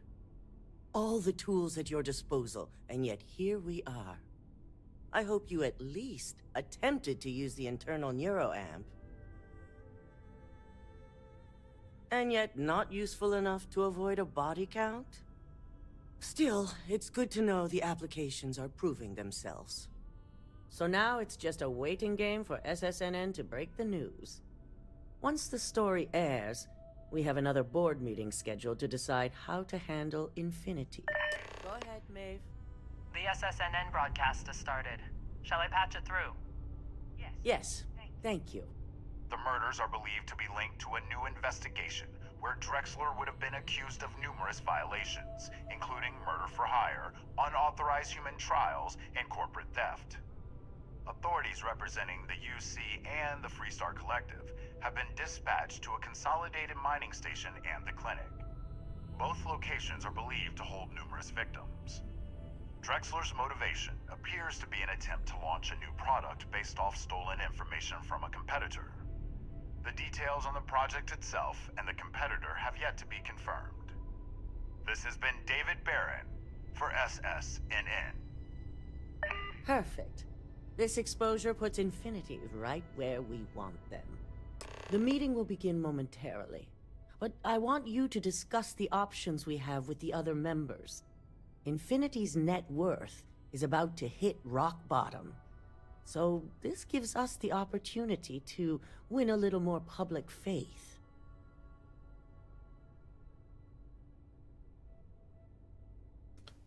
So here's where you start having some options on how you want to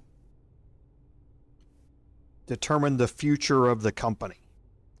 So Infinity LTD is about to go out of business, so Ryujin can go in and buy them and keep everybody from losing their jobs, or they can just let them fail. So that's the first set of options here. And every one of the board members is going to have their own takes on what they want the company to do. And it's your job to convince them to do whatever choices you want them to make. So I want to play the role of having them buy Infinity. Quite right. The truth is, we'll be making evaluations. We'll shed any employees who don't make the cut, slowly but surely. By incorporating Infinity, we eliminate a competitor, get their best employees and contracts, and all while boosting our public perception.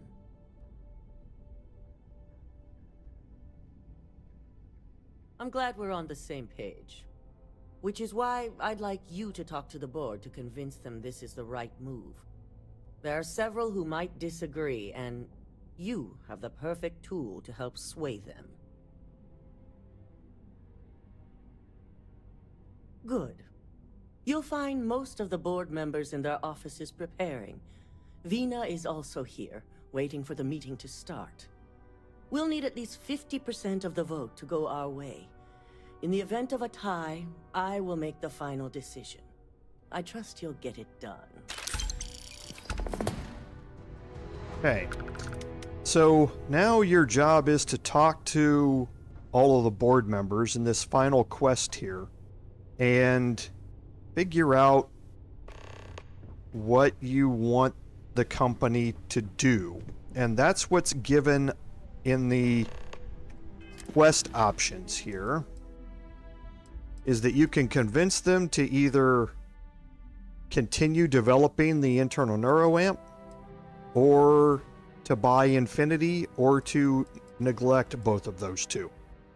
Now, Masako, who we've talked to already, is pro Neuroamp and pro Infinity. She's obviously pro Masako as well. But now we can go talk to the others and kind of convince them what to do. I don't like a private company having the Neuroamp. I think they can just abuse it, so I'm going to try and convince them all to get rid of the Neuroamp, but still buy Infinity. Did Masako send you to try and convince me to acquire Infinity LTD? I think we both know that's not going to work. Okay, so here we have the options. We can confirm her not buying LTD, or we can go a different way. Our public perception is good enough. If you ask me, reaching out to save Infinity just makes us look weak. The internal Neuroamp gives us the power to crush our competitors, not take them under our wing. This is exactly why Masako's time as CEO is finished.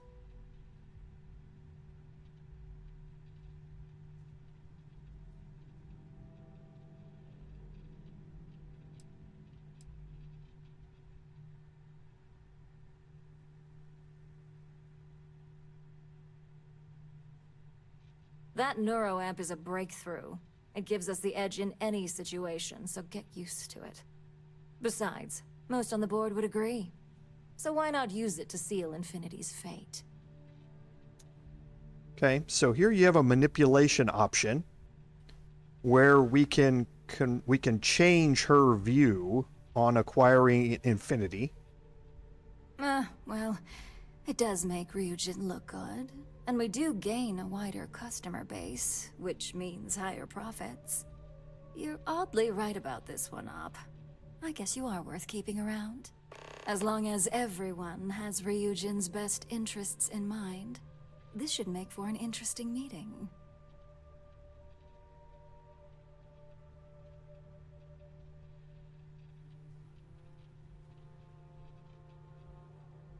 An issue? That would be a foolish move. Dalton and Alexis are the only two against it. You'd never get the rest to shut it down. Okay, and here we can convince her to forget about the internal neuroamp. Dangerous indeed. For all I know, you're using it right now. The irony. Perhaps I didn't see it earlier, but you're right. The moment a competitor reverse engineers Vina's work, it'll be chaos. The last thing I want is to have my brains scrambled because some engineer didn't do their due diligence. Now, if you'll excuse me, I still have a lot of preparations to make. Okay, so the one for the neuroamp is Masaka, and you can't change her view on it. She's already set. You just have to outvote her, basically. And for that, you need to have, there are 7 board members, so you need to have 4 of each to get the majority. If only there were more hours in the day. Great, the bane of my department. If you need something, make it quick. She's upset because of the legal stuff she has to do now because of our bloodbath there.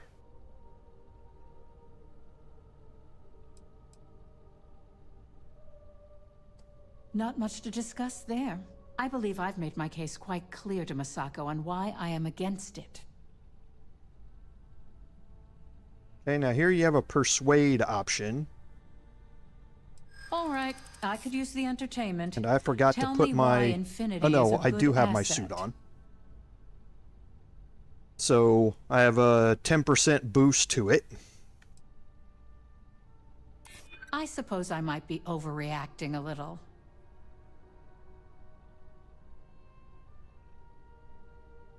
Okay, so we're going to need 8 here. So we're going to have to try and make some risky choices here. What's hidden within Infinity LTD isn't a challenge. It's tedious work that I refuse to subject myself and my team to.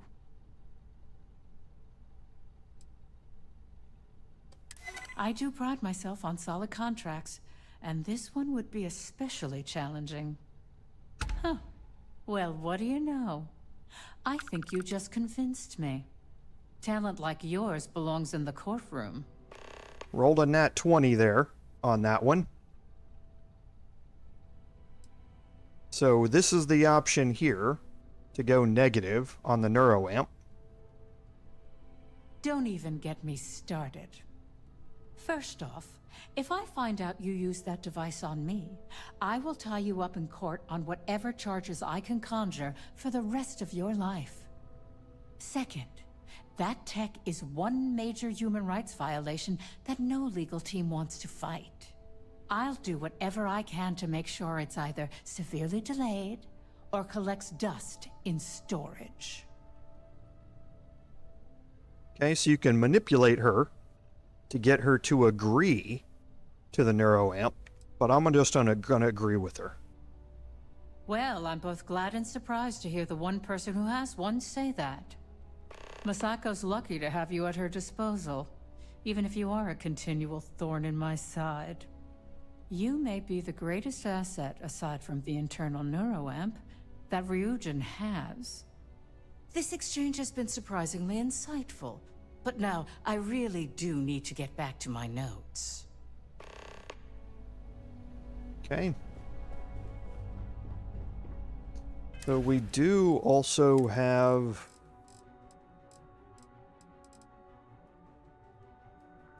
We can take a paramour here for another 25% chance, persuasion chance for 10 minutes. So if we get into persuasions again, we have a bonus in addition to our fitted business suit, which gives us 10%, which is also in addition to our social skill, which right now is giving us a 30% bonus. This meeting should prove to be very interesting. I assume Masako briefed you on her preferred outcome.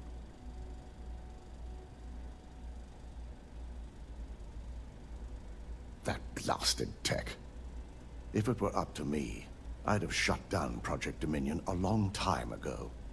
I knew it was a grave security risk, And look what happened. Okay, so this will remove or reject the Neuroamp. You read my mind. Let's just hope Masako and the others see it that way. Plus, if we vote to acquire Infinity LTD, we're about to add a significant workload onto my team. The last thing I want to deal with are any more incidents this new Neuroamp might cause. Okay, so here the acquisition is worth the work. So now we're going to try and convince him to buy Infinity. I imagine we're looking at months of work. Infinity LTD is obviously not known for their security. I only hope that Masako and the others will be patient with the process. Now, if you'll excuse me, I have some preparations to make. We'll be announcing Ularu's termination of employment at this meeting, so I need to have security ready to escort her off the premises. Okay.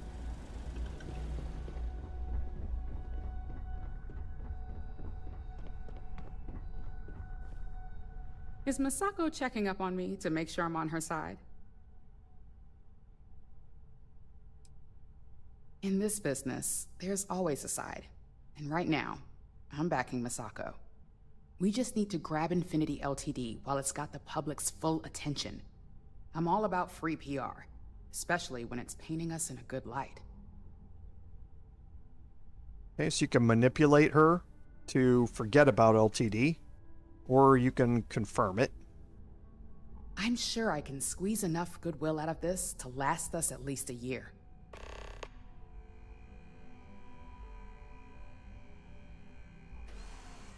All right. I suppose you've earned the right to voice your opinion after everything you've done, qualified or not. So let's hear it. Okay, so here we can convince her one way or the other about the Neuroamp.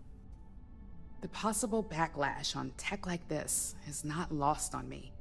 However, the internal Neuroamp will define the next era of tech, with Ryujin at the forefront. It's not an opportunity you just walk away from. So here we can manipulate.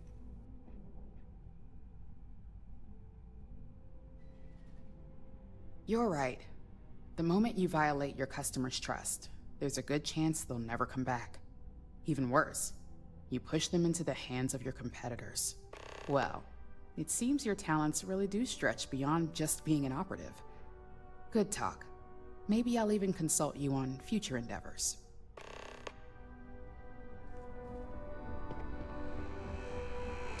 And with those numbers,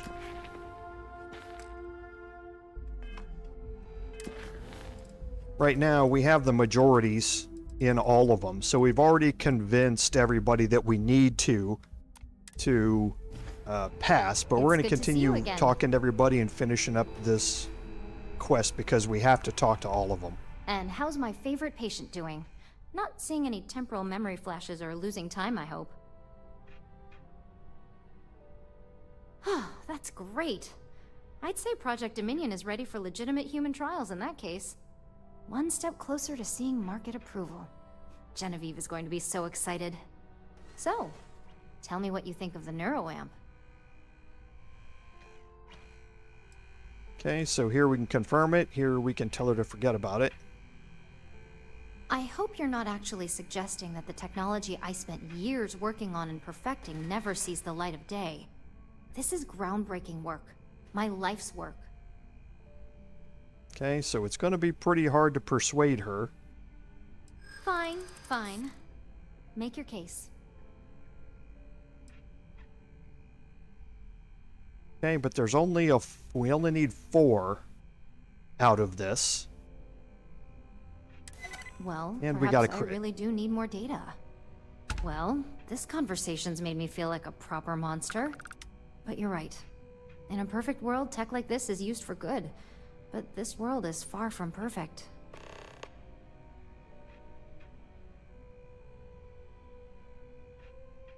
It is. It really is. For years, my only focus has been, is this possible? And then, how do I make it work? I never stopped to consider if it was right, or what it would mean. I guess it'll be up to a vote either way. It's not on the meeting agenda, so I assume you'll bring it up yourself? We just have to hope the others will see reason. So the next question is, what will the fate of Infinity LTD be?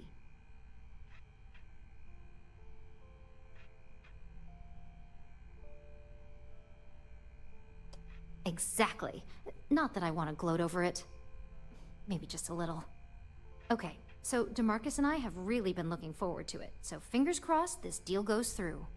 Well, this has certainly been the most interesting conversation of my day. All we can do now is look forward to the meeting, right? See you in there.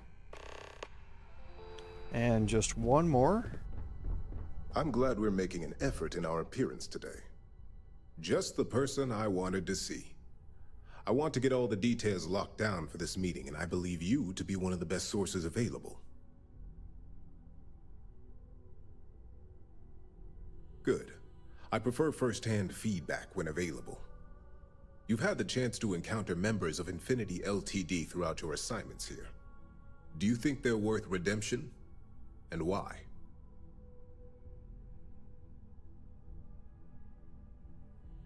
Saving the jobs of thousands is altruistic, which is not a luxury corporations have. It's a financial burden. It would be a huge undertaking on my part. Okay, so we can do manipulation here to confirm Infinity. This is true. Infinity never had the financial resources to match our salary offers. Getting what few capable employees they have at half the salary we typically pay here could have major payoffs in the long run. Next question. What is your opinion on how Masako handled the mole situation?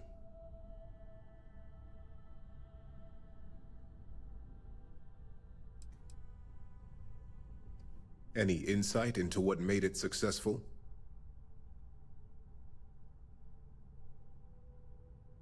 Being prepared for anything is a great asset, one that Masako excels at. I appreciate the insight.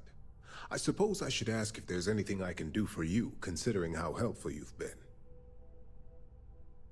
Okay, so here's where we can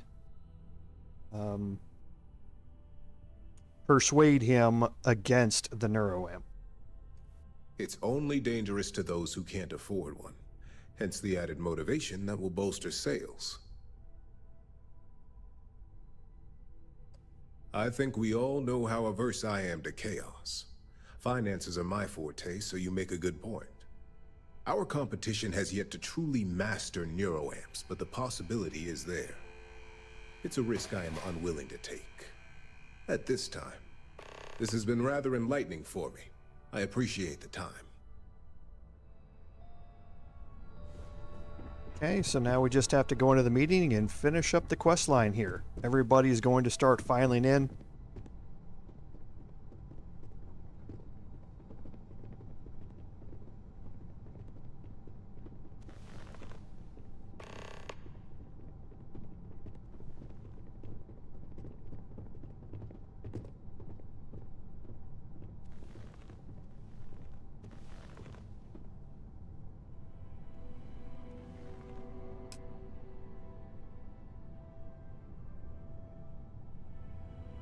All right, everyone.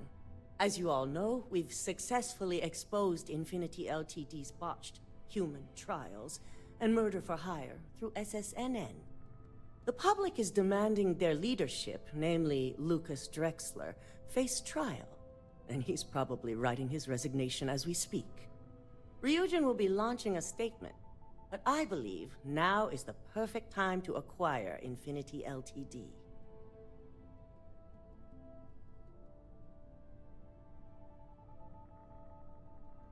Believe it or not, I agree. The acquisition has risks, and it's going to create a lot of work for all of us. But the overall payoff will be worth it. That, and Infinity LTD's current situation, makes them more affordable than ever. Arguments? None? Excellent. Moving on, then. I think what we're all overlooking is what led us to this situation to begin with. Yes, our security was compromised. But considering Dalton was hired by Masako, the issue obviously starts at the top. In fact, I propose that Masako be removed from CEO altogether. Ularu, this isn't a line you want to cross. And considering you're the mole, if anyone's going to be removed from power, it's going to be you. Hold up. Are you saying you lied to us? Dalton, the last meeting we had, you distinctly said Imogene was the mole, and she'd been dealt with.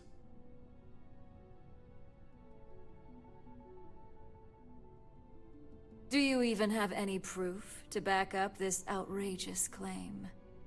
Of course we do. The malicious code you hid on this slate to upload incriminating evidence against Masako onto Lucas Drexler's computer. To put it bluntly, Ularu, you're fired. Security will hold you in your office until a proper exit interview can be done. This isn't right. I should at least have the opportunity to resign. And allow you to still be marketable to a competitor? I don't think so. This may be news to me, and I will be reviewing the evidence closely. But this isn't something you just get to walk away from. Security, escort Miss Chen to her office and see that she stays put. You'll regret this. All of you. I believe the only regret would be trusting you to begin with. All right, back to business. All in favor of acquiring Infinity LTD? Aye. Good. Alexis, start drawing up the necessary documentation. Anyone have anything else they'd like to bring up? So it gives you one last chance to back out here by saying nothing, but I'm going to bring it up. The internal Neuroamp is a key component of Ryujin Industries' success for the next 10 years, if not more. Why would we shelve it after we've finally perfected it? Hi, Dave. Welcome to the stream. Good to see you again. I can't believe I'm saying this, but she's right. Regardless of the pros, the cons are too morally and ethically irresponsible to move forward with. The moment the public gets wind of the true capabilities of this tech, we're gonna suffer severe backlash. Very well. All in favor of shelving Project Dominion? Aye. Vina, prep Project Dominion for storage. Any other matters to bring forth? None? This concludes our order of business for today. So much work to do. I'm glad we're making an effort in our appearance today. Shelving the internal Neuroamp. Not the outcome I anticipated.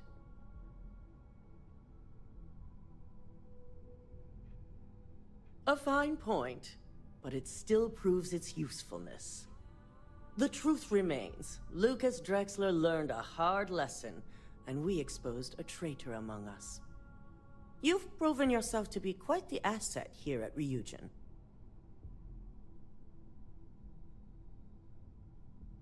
I suppose it is.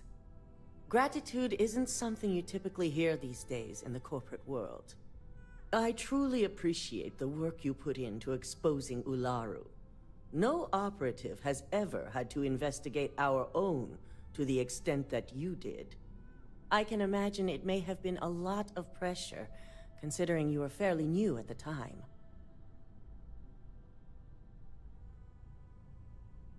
Imogene's instincts were right about you.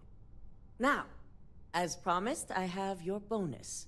I hope you'll find it appropriate for all you've done. And I'm promoting you to senior operative. You've more than earned it. It's well deserved. As for the details, I think someone back on the operations floor would prefer to explain those to you. Okay, so you get a big chunk of credits. Get some additional items. We're going to head back to the elevator because, as she said, somebody wants to talk to us. Ryujin CEO is no joke.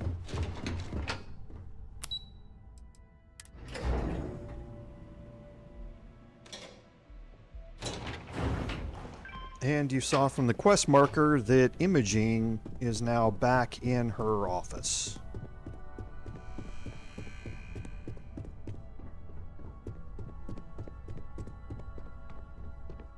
You've certainly shaken things up around here. I still can't believe Ularu tried to frame me. An obvious misjudgment on my part. But now that's all in the past. It's time to get back to your typical day-to-day. And I'd say it's good to be back if I hadn't returned to a mountain of paperwork. Now, since you were new, you've been dealing with people, but most of our assignments are generated on the mission board. The board holds any available assignments that our techs have pieced together, and I've approved. Questions? Good. The mission board is generally self-explanatory anyway. With your promotion, you've earned yourself an office, so whenever you're ready, you can find your own personal mission board inside. And the best perk of them all, you're free to make your own hours. Oh, and congratulations, of course. You certainly will. Go check out the board, and if you have any questions, I suppose I can start up an open door policy. Just for you. Okay, so now we can examine the mission board in our office here. So you are going to get a free weapon that's in here. You also have some more credits in your safe here. You can pick up some more digipicks and some more ammunition. And then the Ryujin mission board. Now, I talked about this previously when we decided to side with Masako. Siding with Ularu versus Masako has differences in the types of missions that you're now going to have available to you on the mission board. All of these are going to be stealth-based. And as you see, it says without getting caught on these. If you get caught, it will affect your reward, your payout on them. So most of these are going to be stealth that way. If you had sided with Ularu, you're going to have assassination missions and that sort of stuff where it doesn't matter if you get caught or not. It's not going to affect your payouts. Ularu's the more bloodthirsty of the two. So that's why the missions are going to be slightly different here, depending upon who you sided with. At the end of the day, I don't normally do a lot of missions off the mission boards. The credits are just not worth it compared to going out and clearing one outpost and picking up all the armor and weapons from every enemy that you've killed and then going to sell them. These just simply take too much time to do for the amount of credits that you're going to be getting. But they are available to you. You can come back here anytime. And that completes the Ryujin questline. So I'm going to go back to wearing the operative suit, which is what I normally do. And I always keep the fitted business suit around because of that 10% persuasion check bonus there. That can be very, very useful. So now we have our options on what we want to do, and we have a bunch of activities that have been backing up because of us walking around, listening to conversations as we go. We've also picked up some others by talking to people here and there or hearing specific things from people that have opened up a mission for us. We're going to progress a little bit into the main storyline here and open up a new aspect of the game, and that is our powers. And to do that, we need to go to the eye, and the eye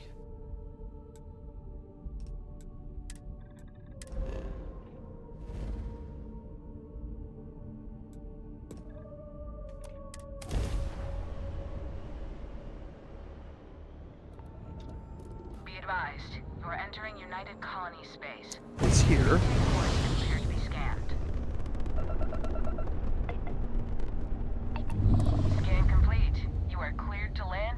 Mantis.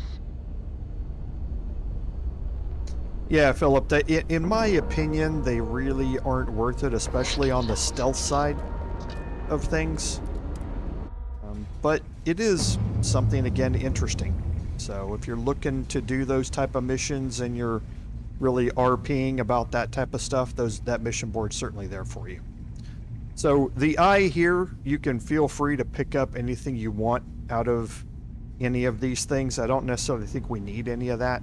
You can go searching the multiple different areas and facilities around here. There is another magazine in here, but we're not really focused on that sort of stuff yet. We're going to go talk to Vlad. We got a rook on deck. Good to see Constellation getting some fresh blood. Because we have points in the fitness skill. Ah, gotta pass the hours on the star station somehow. And the iron's always been good to me. Wish I could have been down at the lodge to see the artifacts come together. But I got a little lost peeking through the eye. Probably would have just gotten annoyed at being bothered. I'll catch a smile at our next big revelation. You know there's more to come. Now, this station, the Eye, rigged up for deep space scans. Barrett and Sarah teased out the signs of where our artifacts could be hiding after we caught our second one. But the data takes a slow ride along the Sea of Light. Years or decades between us and the fringes of space without a grav drive. You won't be the only constellation out there. Andreja and Matteo are both following up on scans themselves. Matteo went out recently, but Andreja, it's been a while. Hate to pull a worried old man act on you, but I'm an old man, and I'm worried.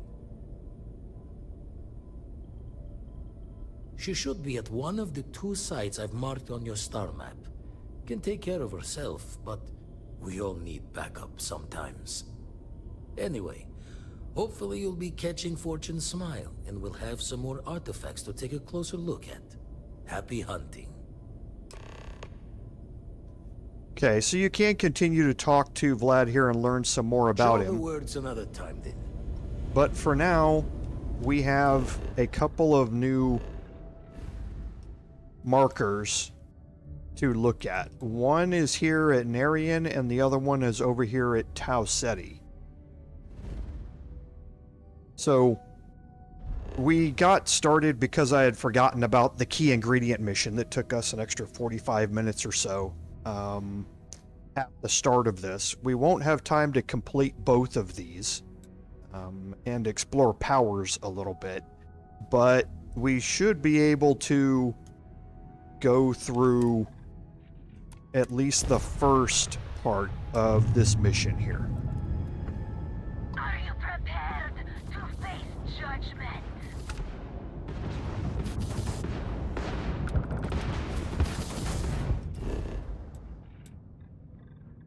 Okay, so I'm going to have to deal with them.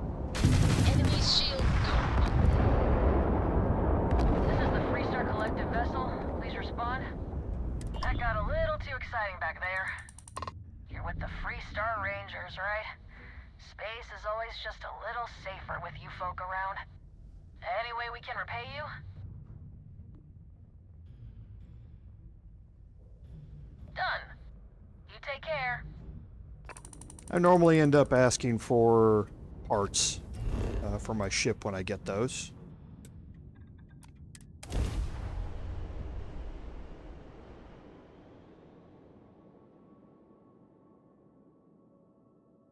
Landing side looks clean. Let's set it down.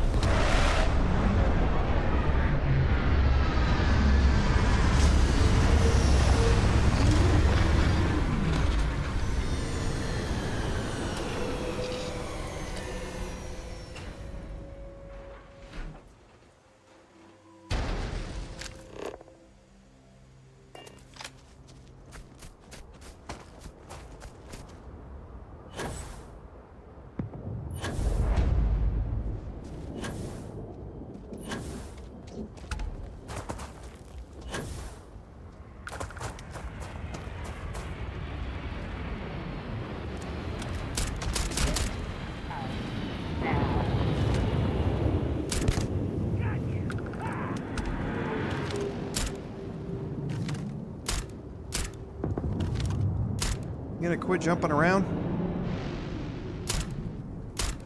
The only thing about being able to see through walls is you can't see when they're behind cover.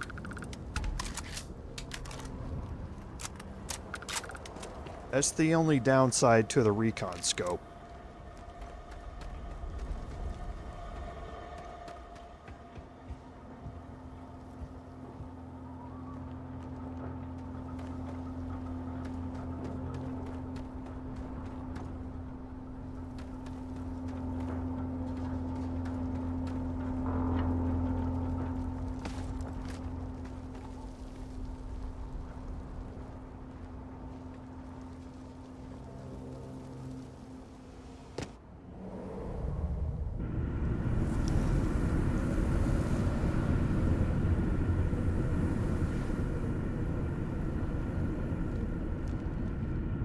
Okay, so now down here, you should get another boss type character down here. So again, when we talked about the how to farm boss characters thing, this would be another one that you can do it with. I will say that this one in the helium-3 extraction sites is really hard to do because there's very little flat ground around here.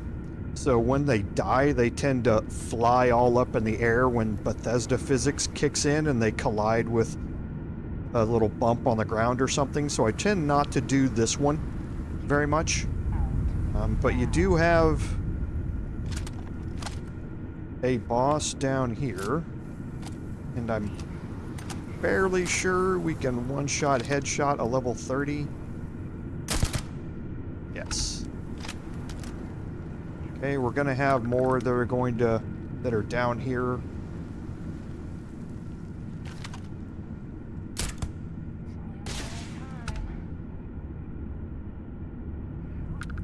There are two more around that passageway there. There's one more that's up here on this platform.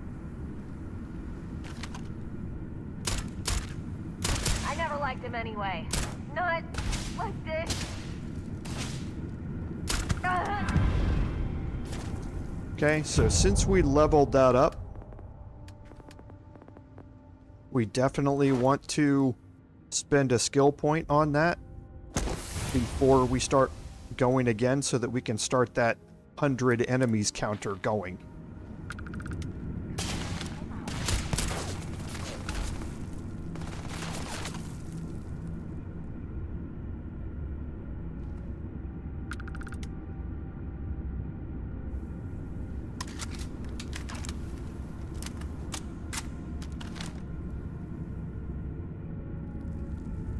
Okay.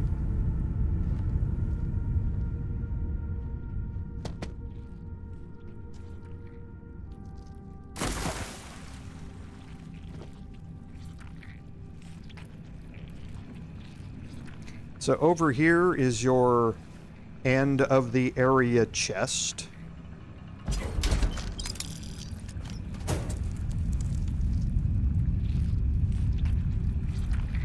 There is a chest over here. Oh, and also all of these. Those count as kills.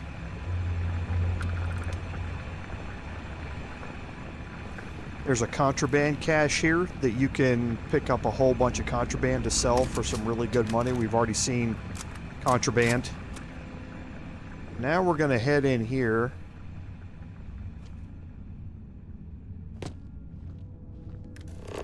And pick all this up. So here we have another artifact here. And we have a whole bunch of the calamite. Now again, to mine this, you want to use both buttons. You want to hold down with your left and then immediately overcharge it by holding your right as well. Otherwise, it's going to take forever to mine these deposits.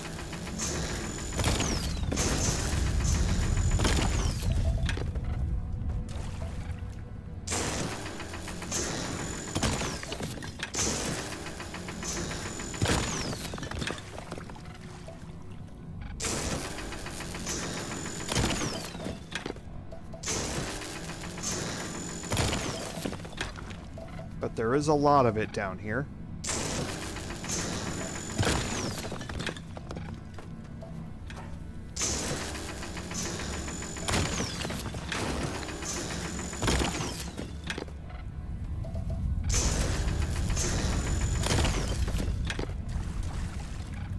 And calamite is one of the things that I do pick up all of it that you find. The only place you can find it is around these artifact sites. So you definitely want to take advantage of it while you can.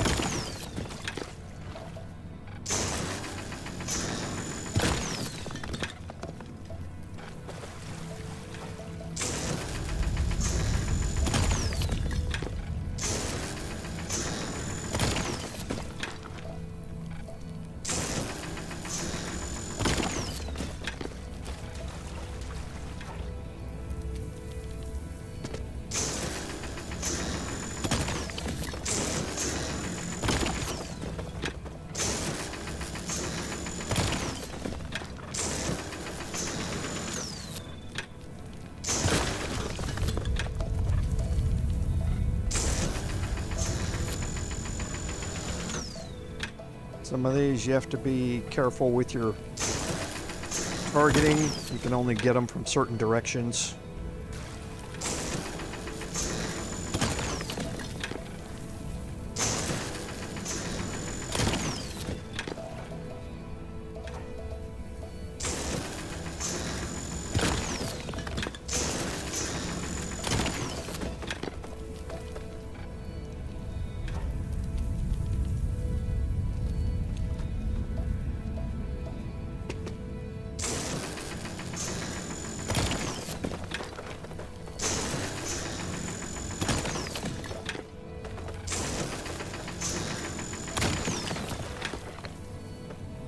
Okay, and I think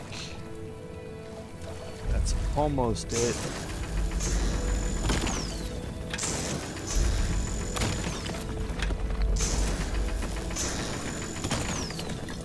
And now around the artifact, there's always going to be a couple of deposits.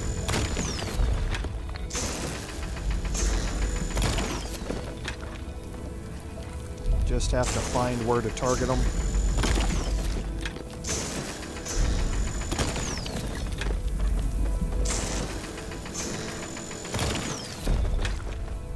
Okay. Then we can just mine out around it. And there might be one more deposit there. There is. Oh, we have more over here. Sorry, I know, not the most engaging gameplay. Watching me mine stuff out of the walls. But this stuff is useful for crafting. And these are the only places that you get it, so.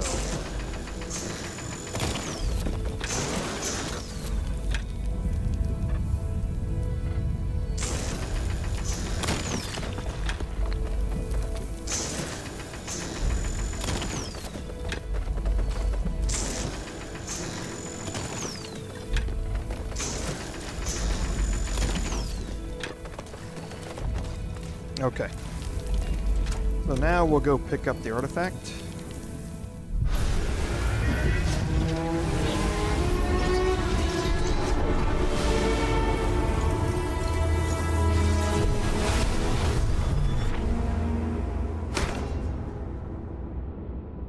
Okay.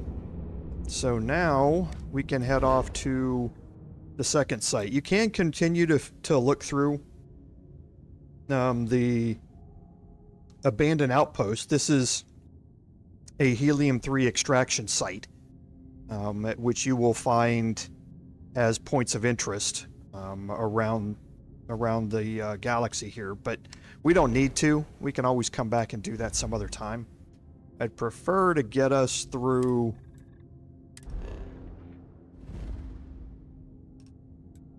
the rest of this here.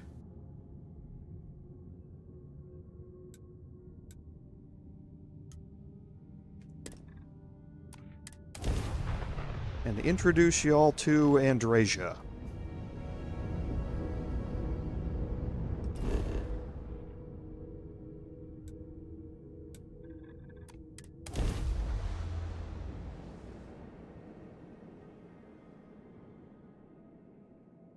Landing site is clear. Let's head down.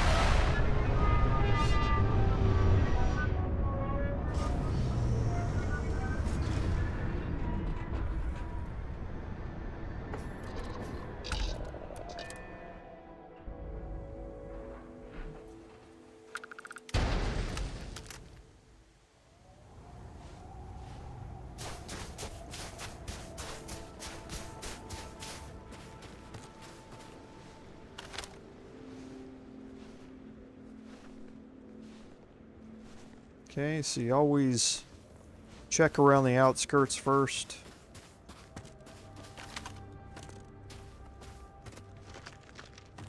Always go into hiding periodically to see if you're getting any orange bars.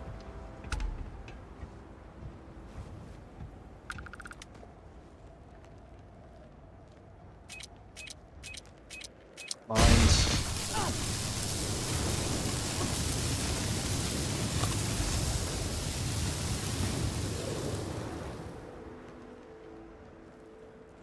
This place here is a really cool POI to explore through when you find it out there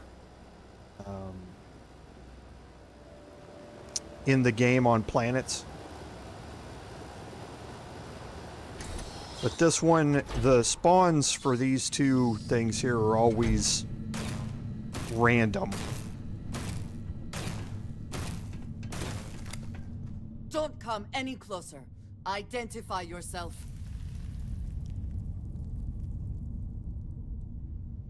You are from Constellation. Vladimir said someone might be coming. You are the newest member, yes? Do they often send you to check up on other, more senior members? Perhaps. I suspect Vladimir worried you might find me on the ground, instead of this one. We waste time. We should complete our mission and then we can talk. Okay, so Andreja is now following us. Now, Andreja... We are here for the artifact. You can't keep going. Interact with her like a normal companion yet. She's just following you.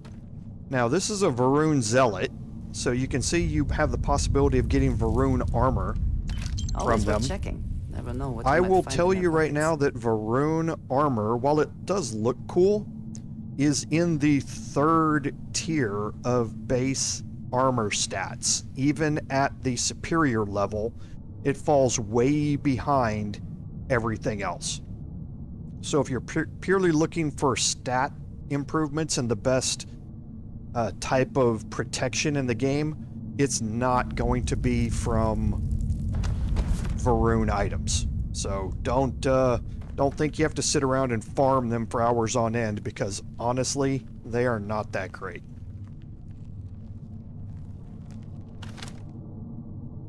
So we do have a pirate here, which I'm going to try and set off his pack. Okay, so it just killed him outright.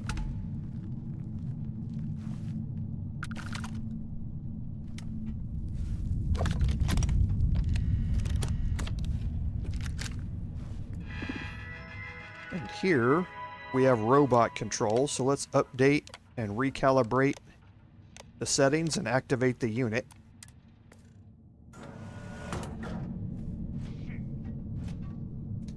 She has Chameleon. That's what Chameleon looks like, if you've never seen it before.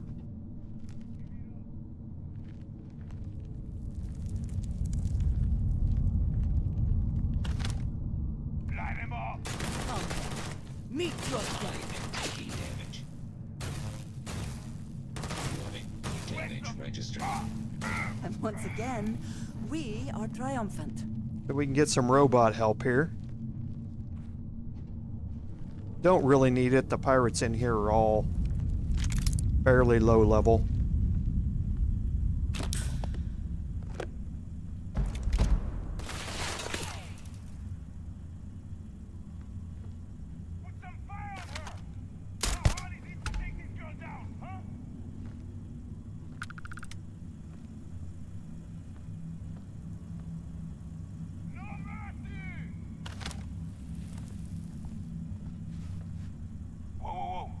Where'd they go?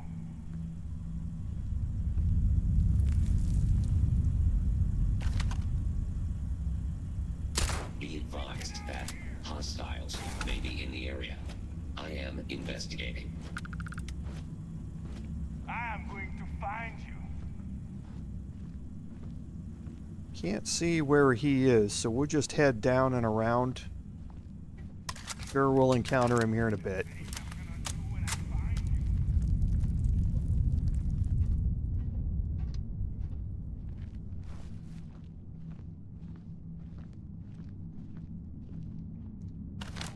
She is carrying a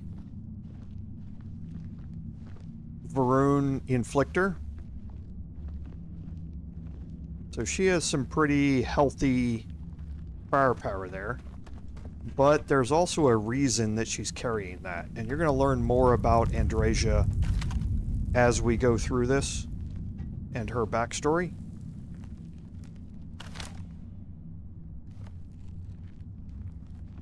Because in this playthrough, Andreja is going to be our romantic interest. Any of your companions, you're able to... Actually, I don't know Barrett, but I'm assuming you can with Barrett. You can have any of them be your romantic interests in the game. My personal playthrough, it was Sarah, and this one it's going to be Andreja.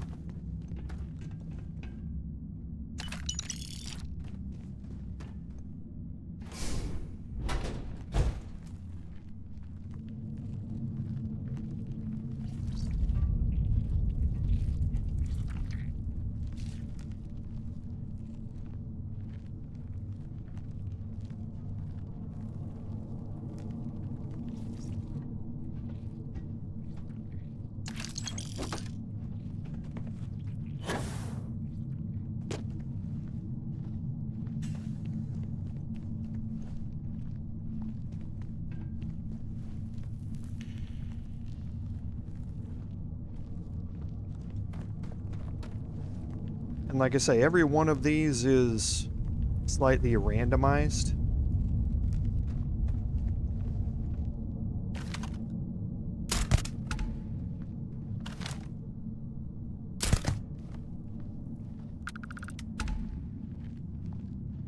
Okay, so they saw their friends' dead bodies here.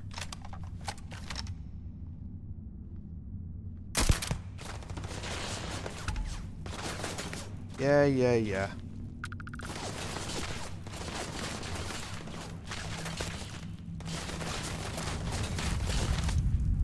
These guys aren't going to be able to hit a whole lot from down there.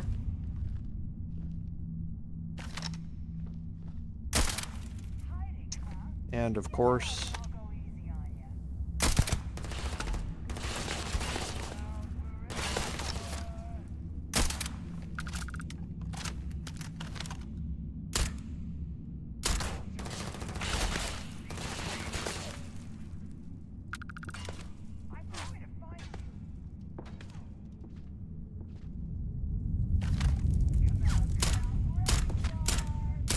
Wow. Good aim there, Jorol. Good job.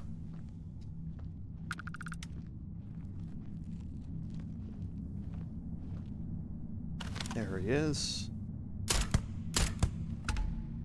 Okay.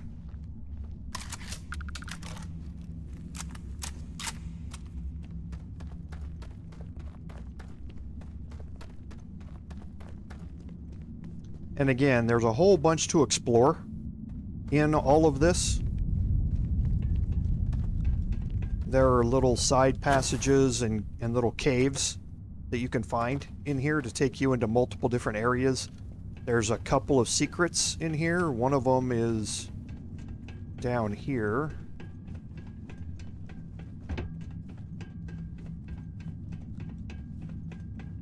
But we're not gonna, like I say, spend a whole lot of time exploring all of this.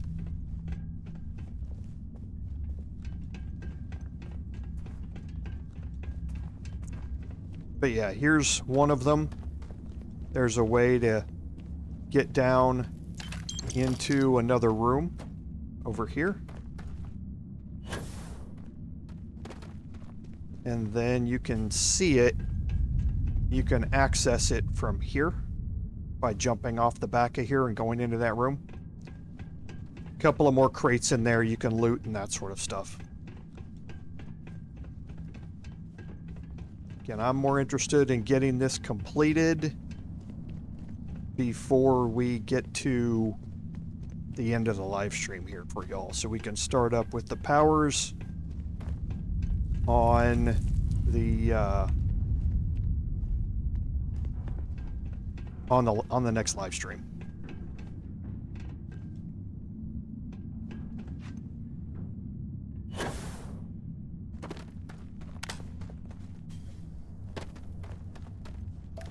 Okay, and again, another area here. Now, I always hate mining these because these ones are always stuck in the middle here between these. They can be a little hard to target, some of these.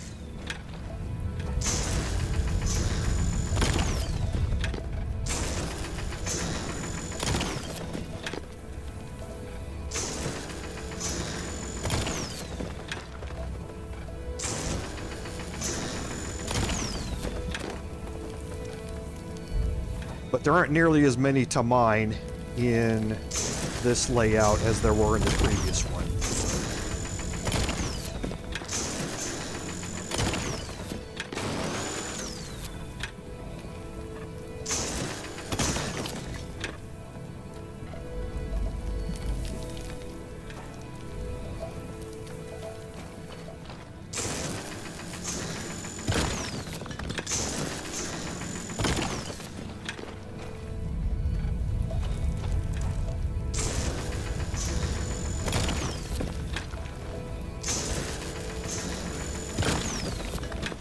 This one's always a little tricky. It's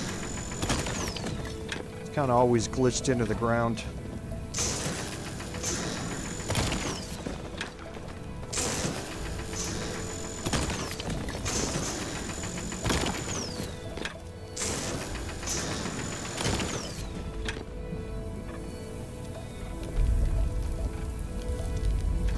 Okay, and I think that's it. Yep, except for the ones that are here around the front.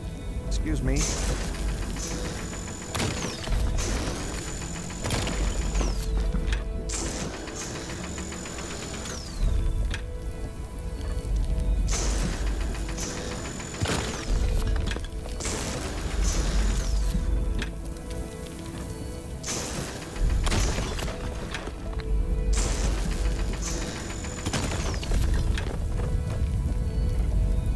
I think there's one more.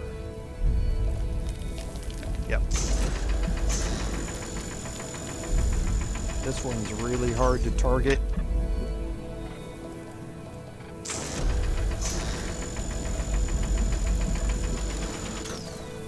Oh well, I'm not going to spend any more time on it.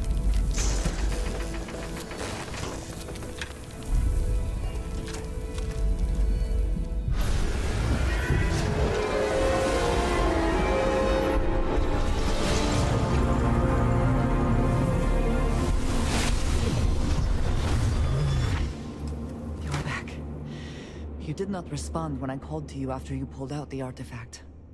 Does that mean Barrett's theory and experience were correct? The artifact grants the first person who touches it a vision? The fact that it has happened to both you and Barrett is already more than we had before. I think it is important that we discuss what you saw back there. That man. What I had done.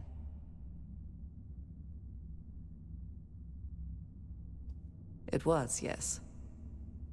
I appreciate that you see it that way. A very practical outlook, not one I find is shared amongst members of Constellation. May I ask what your background is? Argos. I have heard of this company. Small, reckless. Interesting. I do not have experience with this profession, but I have my own experiences with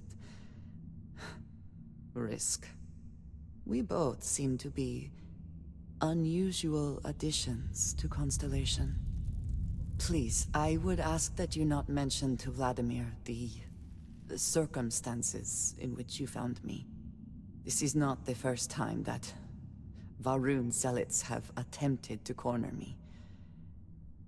If it is known that this has happened again, well, it has been a while since I was given an assignment on my own. I would not want it to be even longer in the future. Do you understand?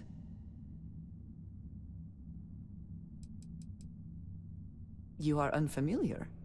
This is a surprise. Few have not heard of them.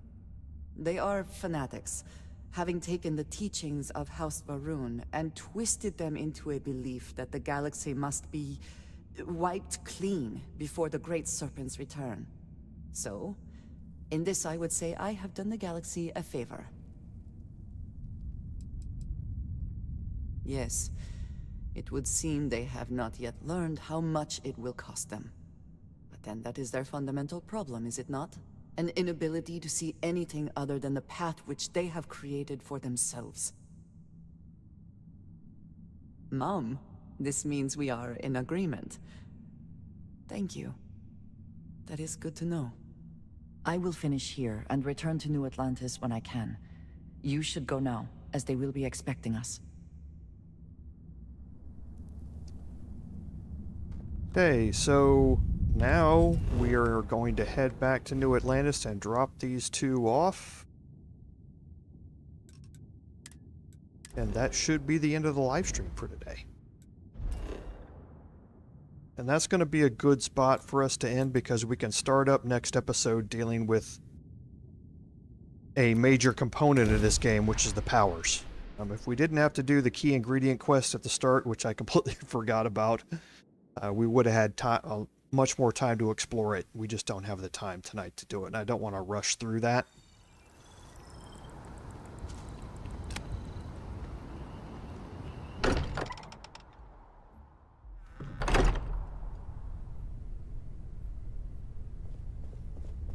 I am at your service, Captain. Goodness, we were worried. Look at you two. I'm jealous. I tried following up on some leads myself, but came back empty-handed. They could be anywhere, can't they? Embedded in a rock, or in the hands of an unsuspecting novelty goods trader? I catch myself just staring at the collection sometimes, wondering what it all means. Maybe that's how our ancestors felt when they were looking up at the stars for the first time. They didn't just gawk at the stars, Mateo. They explored. They tested. Science brought us to space, not daydreaming. I disagree. What's the point of science if not to enable humanity's dreams? And where do those dreams come from? Not every dream is a pleasant one. I agree with Noel. The work is what moves us forward. You're with me, right? Science or dreams? Which one is the true muse of space exploration?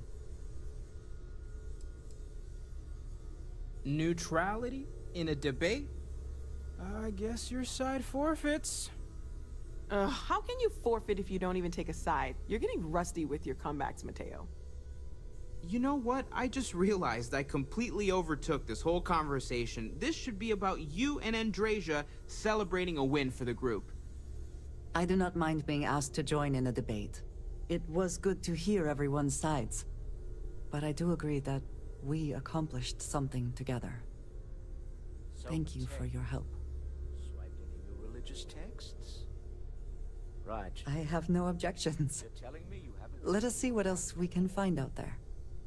Noel, pulling some interesting Okay, so Andreja is now available for our crew. So if we go to our ship, we bring up the crew.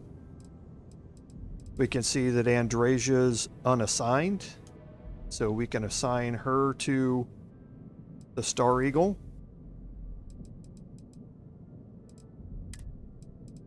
And for some reason, Sam is not assigned. I don't know why. But we'll assign him to the Star Eagle as well. And now everybody should be on the ship or in the outpost where we had them. Andreja brings energy weapon systems to the table on your ship. She's also really good at stealth and particle beams, which is important for choosing the type of weapons that you give her to outfit her with as you go through.